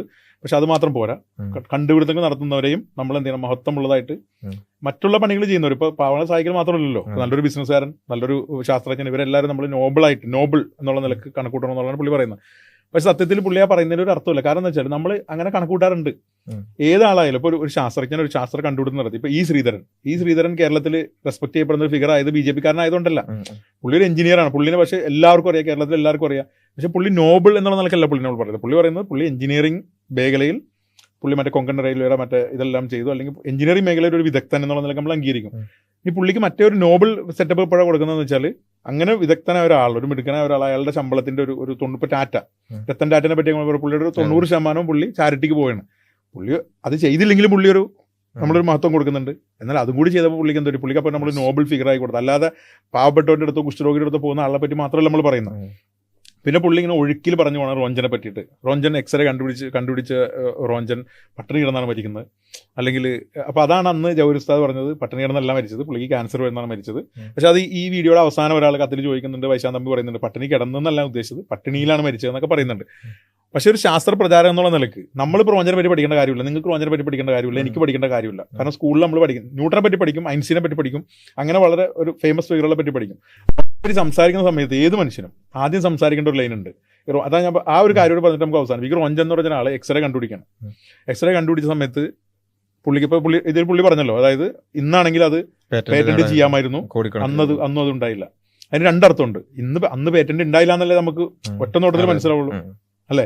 സത്യത്തിൽ ഈ മനുഷ്യൻ, ഈ റോഞ്ചൻ എന്ന് പറഞ്ഞ മനുഷ്യൻ, പുള്ളിക്ക് കുടുംബസ്വത്ത്, നല്ല സ്വത്തുള്ള സാധാരണക്കാരൻ, ഒരു കുടുംബം അത്യാവശ്യം ജീവിച്ചു പോകാനുള്ള സ്വത്തുള്ള ഒരു കുടുംബക്കാരനും ഒരു മിഡിൽ ക്ലാസ് മനുഷ്യനാണ്. പുള്ളി ഇത് കണ്ടുപിടിച്ചപ്പോൾ പുള്ളി പ്രത്യേകം എടുത്തു പറഞ്ഞതാണ് എനിക്ക് പേറ്റന്റ് വേണ്ട. എക്സ്റേ പുള്ളിക്ക് പേറ്റന്റ് ചെയ്യാൻ പറ്റില്ല, എക്സ്റേയുമായി ബന്ധപ്പെട്ട് തുടങ്ങുന്ന എല്ലാ എക്യുപ്മെന്റും പുള്ളിക്ക് പേറ്റന്റ് ചെയ്യാറുണ്ട്. അതിനുശേഷം പുള്ളി പറഞ്ഞു പേറ്റന്റ്. അപ്പോൾ പുള്ളിക്ക് പേറ്റന്റ് ആയിട്ട് ഇഷ്ടംപോലെ പൈസ കിട്ടിയാണ്. പുള്ളി ആദ്യം തന്നെ പറഞ്ഞത് ഇത് മനുഷ്യ സമൂഹത്തിന് വേണ്ടിയിട്ടുള്ളൊരു കണ്ടുപിടുത്തമാണ്, അതുകൊണ്ട് എനിക്ക് പേറ്റന്റ് വേണ്ട എന്ന് പറഞ്ഞിട്ടുണ്ട്. റഫ് കാൽക്കുലേഷൻ വെച്ച് പുള്ളിക്ക് ഒരു $10 മില്യൺ, ഇന്നത്തെ വിലക്ക് ഒരു $10 മില്യൺ തൊട്ട് പിന്നെ അങ്ങനെ എത്ര വേണമെങ്കിലും പോവാം. കാരണം ഈ പേറ്റന്റ് 20 വർഷമുള്ളൂ. അത്രയും രൂപ പുള്ളിക്ക് കിട്ടാവുന്ന ഒരു പണി, ഒരു കണ്ടുപിടുത്തം പുള്ളി അത് വേണ്ടാന്ന് വെച്ചിട്ടുണ്ട്. ഇതേ കാലഘട്ടത്തിലാണ് എഡിസനെ പറ്റി നമ്മൾ പഠിക്കുന്നത്. എഡിസന് നമ്മൾ വലിയ കണ്ടുപിടുത്തം നടത്തിയ ശാസ്ത്രജ്ഞൻ എന്ന് പറയാറുണ്ട്. പക്ഷേ പുള്ളി പ്രധാനമായിട്ടും പേറ്റന്റ് വഴി കോടിക്കണക്കിന് രൂപ ഉണ്ടാക്കിയ ആളാണ് എഡിസൺ. പുള്ളിയുടെ പ്രധാന പരിപാടി പേറ്റന്റ് എടുക്കലായിരുന്നു. അപ്പോൾ പുള്ളി അങ്ങനെ കോടീശ്വരനായ ആളാണ്. ആ സമയത്ത് അതൊക്കെ ഈ കാലഘട്ടത്തിൽ അല്ലെങ്കിൽ ഇതിന്റെ ഏകദേശം ആ കാലഘട്ടത്തിൽ നടക്കുന്നതാണ്. പുള്ളി മനഃപൂർവ്വം വേണ്ടെന്ന് വെച്ചതാണ്. അപ്പോൾ റോഞ്ചൻ എന്ന ആളെ പറ്റി നമ്മൾ സംസാരിക്കുമ്പോൾ എന്ത് വേണം, ഈ ഒരു വാക്ക് നമ്മൾ എന്ത് പറഞ്ഞിട്ട് പോകണം. പുള്ളിക്ക് പേറ്റന്റ് എടുക്കാതെ മനുഷ്യ സമൂഹത്തിന് വേണ്ടി പുള്ളി വിട്ടുകൊടുക്കുക. 2, പുള്ളിക്ക് നോബൽ സമ്മാനം കിട്ടിയ ആളാണ് എക്സ്റേ കണ്ടുപിടിച്ചത്. നോബൽ സമ്മാനത്തിന്റെ അന്ന് കിട്ടിയ പൈസ എന്ന് പറഞ്ഞാൽ ഇന്നത്തെ വാല്യൂ വെച്ച് നോക്കിക്കഴിഞ്ഞാൽ $1 മില്യൺ അടുത്ത് വിലയുള്ള ക്യാഷ് പുള്ളിക്ക് എന്ത് ചെയ്യും, നോബൽ സമ്മാനത്തിന് കൂടെ കിട്ടും. നോബൽ സമ്മാനത്തിന് കൂടെ കിട്ടിയ $1 മില്യൺ ഇന്നത്തെ പുള്ളി എന്ത് ചെയ്യുന്ന വെച്ചാൽ അവിടുത്തെ യൂണിവേഴ്സിറ്റിക്ക് കൊടുക്കുകയും ചെയ്തത്. ഇത് രണ്ടും പറയാതെ എങ്ങനെയാണ് ഒരു ശാസ്ത്ര പ്രചാരകൻ ഞാൻ ഒരു ഉദാഹരണം പറയും. ഇപ്പോൾ നമ്മുടെ യൂസുഫ് അലി, MA യൂസുഫ് അലി, പുള്ളി എന്ത് ചെയ്ത്, പുള്ളിക്ക് കോടിക്കണക്കിന് രൂപയുടെ സ്വത്തുണ്ടെന്ന് വിചാരിക്കും. ഒരു 1000 കോടി രൂപയുടെ സ്വത്തുണ്ട്. അല്ലെങ്കിൽ അംബാനി, പുള്ളി കുറേ കാലം കഴിഞ്ഞപ്പോഴും 10 വർഷം കഴിഞ്ഞ പുള്ളി എന്ത് ചെയ്ത് 1000 കോടി രൂപയും പാവങ്ങൾക്ക് വേണ്ടിയിട്ട് വീതിച്ചു കൊടുത്തു. പക്ഷെ പുള്ളിക്ക് പിന്നെ എന്ത് ചെയ്ത്, പിന്നെ നാട്ടിലൊരു പ്രശ്നം വന്ന് എല്ലാവർക്കും ഇൻഫ്ലേഷൻ അടിച്ച് പുള്ളി പട്ടിണി കിടന്ന്. റോഞ്ചൻ്റെ അവിടെ കേസിൽ അങ്ങനെ സംഭവിച്ചത്. അപ്പോൾ 1-ാം ലോക മഹായുദ്ധം കഴിഞ്ഞപ്പോൾ ജർമ്മനിയിൽ ആകെ, അതായത് മിഡിൽ ക്ലാസ്സുകാരൊക്കെ പട്ടിണിയിലായി പോയി. അന്ന് പൈസക്ക് വിലയിലുണ്ടായിപ്പോയി. ഇപ്പൊ എൻ്റെ ഇപ്പോൾ 10 ലക്ഷം ഇന്ത്യൻ റുപ്പീൻ്റെ കാര്യമില്ല. ഇൻഫ്ലേഷൻ അടിച്ച് രാജ്യം നശിച്ചു കഴിഞ്ഞാൽ 10 ലക്ഷം രൂപ വിലയില്ല. 10 ലക്ഷം രൂപ വേണം ചിലപ്പോൾ ഒരു ചിക്കൻ മേടിക്കാൻ. ആ അവസ്ഥ വരും. അതുകൊണ്ട് മാത്രം. അപ്പൊ അന്ന് കോടീശ്വരന്മാരൊക്കെ രക്ഷപ്പെട്ടേനെ. പുള്ളിക്ക് അന്ന് പേറ്റന്റ് ആണെങ്കിൽ പുള്ളി രക്ഷപ്പെട്ടേനെ.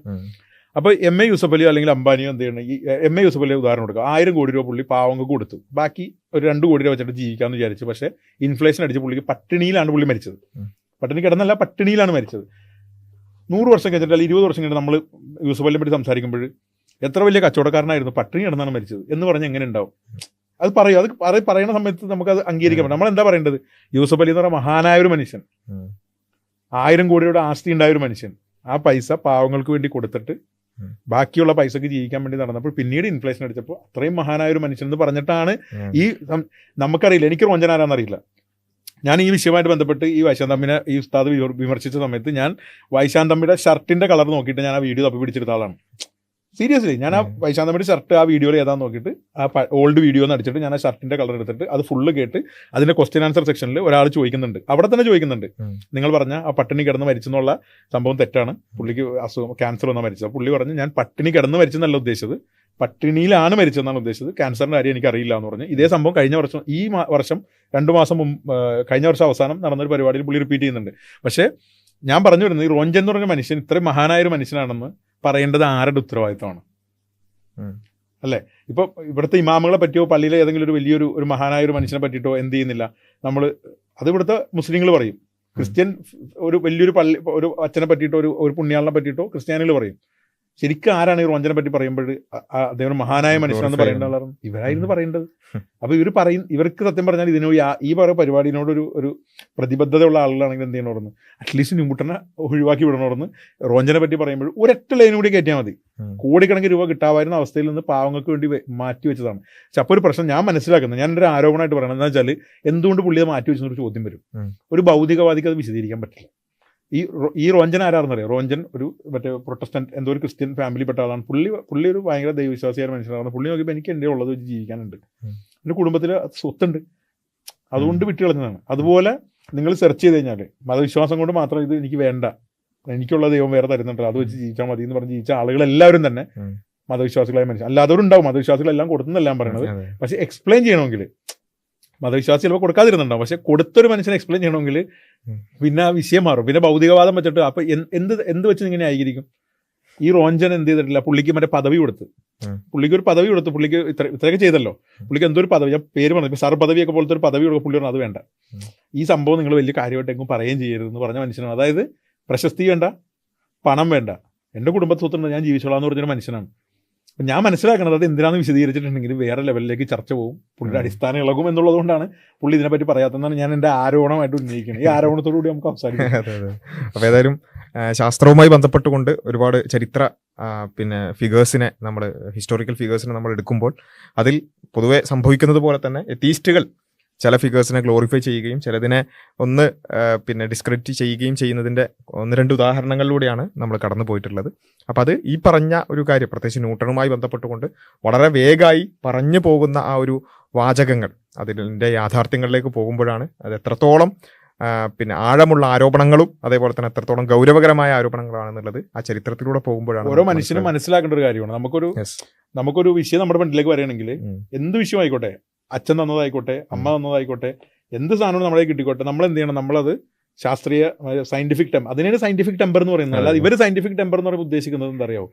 മതം വേണ്ടെന്ന് നോക്കലാണ് സയന്റിഫിക് ടെമ്പർ എന്നാണ് ഉദ്ദേശിക്കുന്നത്. ശരിക്കും സയന്റിഫിക് ടെമ്പർ എന്ന് എന്താ വെച്ചാൽ നമ്മുടെ അടുത്തൊരു സാധനം വരുമ്പോൾ നമുക്ക് ഒരു ജസ്റ്റിഫിക്കേഷൻ വേണം. ജസ്റ്റിഫിക്കേഷനെ പറ്റി പറഞ്ഞപ്പോൾ കഴിഞ്ഞ തവണ വീഡിയോ ഇട്ട സമയത്ത്, എൻ്റെ വൈശാഖ് തമ്പിയായിട്ട് ബന്ധപ്പെട്ട വീഡിയോ ഇട്ട സമയത്ത് ഞാൻ അതും കൂടി ഒന്ന് പറഞ്ഞേക്കട്ടെ, അത് പറയാൻ വിട്ടു. അപ്പോൾ ഒരുപാട് പേര് വന്നിട്ട് താഴെ മറ്റേ ക്വാണ്ടം മെക്കാനിക്സിൽ റിസർച്ച് ചെയ്യുന്ന വൈശാഖ് തമ്പിക്കുള്ള വിവരമുണ്ടോ നിനക്ക്? അപ്പോൾ ഞാൻ അയാളോട് ചോദിച്ചു ക്വാണ്ടം മെക്കാനിക്സിൽ എവിടെയാണ് റിസർച്ച് ചെയ്യുന്നത് വൈശാഖ് തമ്പി? കാരണം നമുക്കറിയില്ല, കഴിഞ്ഞ വർഷം വരില്ല, പുള്ളി തന്നെ വന്നിട്ടില്ല. പക്ഷെ അങ്ങനെ വൈശാഖ് തമ്പിയുടെ വിവരമുണ്ട്, നീ പറയുന്ന എടുക്കേണ്ട കാര്യമില്ല എന്ന് പറയുന്ന ആളുണ്ട്. അവരോട് എനിക്ക് പറയാനുള്ളത്, കഴിഞ്ഞ ആഴ്ച വൈശാഖ് തമ്പി ഒരു വീഡിയോ ഇറക്കിയിട്ടുണ്ട്, വിവരമുള്ള വിഡ്ഢികൾ എന്ന് പറഞ്ഞിട്ടൊരു വീഡിയോ ഇറക്കിയിട്ടുണ്ട്. അത് സത്യം പറഞ്ഞാൽ നിങ്ങൾക്ക് വേണ്ടിയാണ് ആ വീഡിയോ ഇറക്കിയേക്കുന്നത്. നിങ്ങൾ പോയാൽ കാണുക എങ്ങനെയാണ് ഒരു ഇൻഫർമേഷൻ നമുക്ക് കിട്ടുമ്പോൾ ആ ഇൻഫർമേഷൻ എങ്ങനെയാണ് നമ്മൾ പ്രോസസ്സ് ചെയ്യേണ്ടത്, അതെങ്ങനെ അതായത് നോളജായി മാറുന്നത് എങ്ങനെയാണ്, ഒരു ഇൻഫർമേഷൻ എങ്ങനെയാണ് നോളജായി മാറുന്നത്, ഒരു മിസ്ഇൻഫർമേഷൻ ആണോ അതും ചെക്ക് ചെയ്യുക, എന്നിട്ട് അതിൻ്റെ ജസ്റ്റിഫിക്കേഷൻ നോക്കുക. നമ്മൾ വിശ്വസിച്ചാൽ നമ്മുടെ ഒരു ജസ്റ്റിഫിക്കേഷൻ ഉണ്ടാവും, ആ ജസ്റ്റിഫിക്കേഷൻ എതിരെയാണോ ഇത് വരുന്നത് നോക്കുക, എങ്കിൽ നമ്മളത് റീഅനലൈസ് ചെയ്യുക, എന്നിട്ട് നമ്മൾ നോളജാക്കി മാറ്റുക എന്നാണ് ആ പുള്ളിയിൽ പഠിപ്പിക്കുന്നത്. നിങ്ങളുടെ ജസ്റ്റിഫിക്കേഷൻ എന്താണ്? വൈശാഖ് തമ്പി പറഞ്ഞിട്ടുണ്ടോ ശരിയാണ്, അപ്പോൾ ആ ജസ്റ്റിഫിക്കേഷൻ. അപ്പോൾ സത്യം പറഞ്ഞാൽ നിങ്ങൾക്ക് വേണ്ടി വൈശാഖ് തമ്പി റിലീസ് ചെയ്തിട്ടുള്ള വിവരമുള്ള വിഡ്ഢികൾ എന്ന് പറഞ്ഞ വീഡിയോ കാണണമെന്നും അതിനുശേഷം മാത്രം നിങ്ങൾ എന്ത് ചെയ്യുക, ഈ ഇൻഫർമേഷൻ തെറ്റാണോ ശരിയാണോ എന്നുള്ള രീതിയിൽ, തെറ്റാണെങ്കിൽ എന്തുകൊണ്ട് തെറ്റാണെന്ന് പറഞ്ഞിട്ട് തിരുത്താൻ വേണ്ടിയിട്ട് നിങ്ങൾ കമന്റ് ഇടാന്നുള്ള കാര്യമാണ് എനിക്ക് ആ കമന്റ് ഇട്ട ആളോട് പറയാനുള്ളത്. ഓക്കെ, അത്രേ ഉള്ളൂ. അപ്പം എനിവേ പിന്നെ ഈ പറഞ്ഞതുപോലെ ഈ ബലൂൺ വെച്ച് ഹൈഡ്രജൻ ബലൂണിൽ പിന്നെ സ്പേസിലേക്ക് പോകാന്ന് പറയുന്ന ആ വീഡിയോസ് അടക്കം മുന്നിൽ വരുന്നത് സയന്റിഫിക് ടെമ്പർ എന്നാണ്.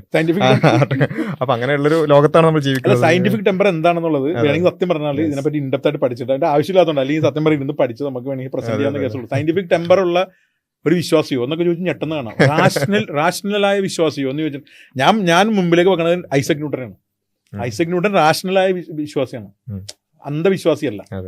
ഇനി വേറൊരു അന്ധവിശ്വാസിയുടെ ഉദാഹരണം വേണമെങ്കിൽ ഞാൻ വൈശാഖ് തമ്പിയുടെ ഫ്രണ്ടിലേക്ക് നോക്കിയാണ്. അന്ധവിശ്വാസിയാണ് വൈശാഖ് തമ്പി. കാരണം ഇവിടെ ജസ്റ്റിഫിക്കേഷൻ കറക്റ്റ് അല്ല. ജസ്റ്റിഫിക്കേഷൻ എന്താണ്? സയൻസിന് ലോകത്തെ വിശദീകരിക്കാൻ ദൈവത്തിന്റെ ആവശ്യമില്ല, അതുകൊണ്ട് ദൈവം വേണ്ട എന്ന്.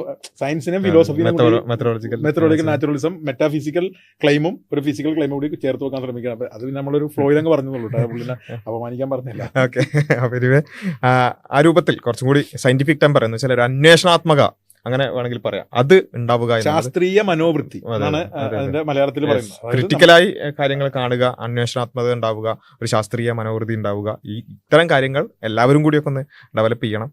ആരെങ്കിലും കുറച്ചൊരു നല്ലൊരു ഫിഗേഴ്സ് പറഞ്ഞു എന്നുള്ളത് കൊണ്ട് മാത്രം എന്തെങ്കിലും കാര്യം ശരിയാവില്ല. അതിനെതിരായ എതിർ ശബ്ദങ്ങൾ വരുമ്പോൾ അയാൾ വലിയ ആളല്ലേ എന്നുള്ളൊരു ചോദ്യവും യഥാർത്ഥത്തിലുള്ള ഒരു ഉത്തരമല്ല എന്നുള്ളതും, അത്തരം കമന്റുകളൊക്കെ ചെയ്യുന്ന ആളുകൾ കുറച്ചുകൂടെയൊക്കെ ഉയർന്നു ചിന്തിക്കാൻ പതിയെ പരിശീലിക്കുക എന്നുള്ളത് കൂടിയാണ് പറയാനുള്ളത്. നമുക്ക് കൂടുതൽ വിഷയങ്ങൾ അടുത്ത വീഡിയോകളിൽ ഡിസ്കസ് ചെയ്യാം.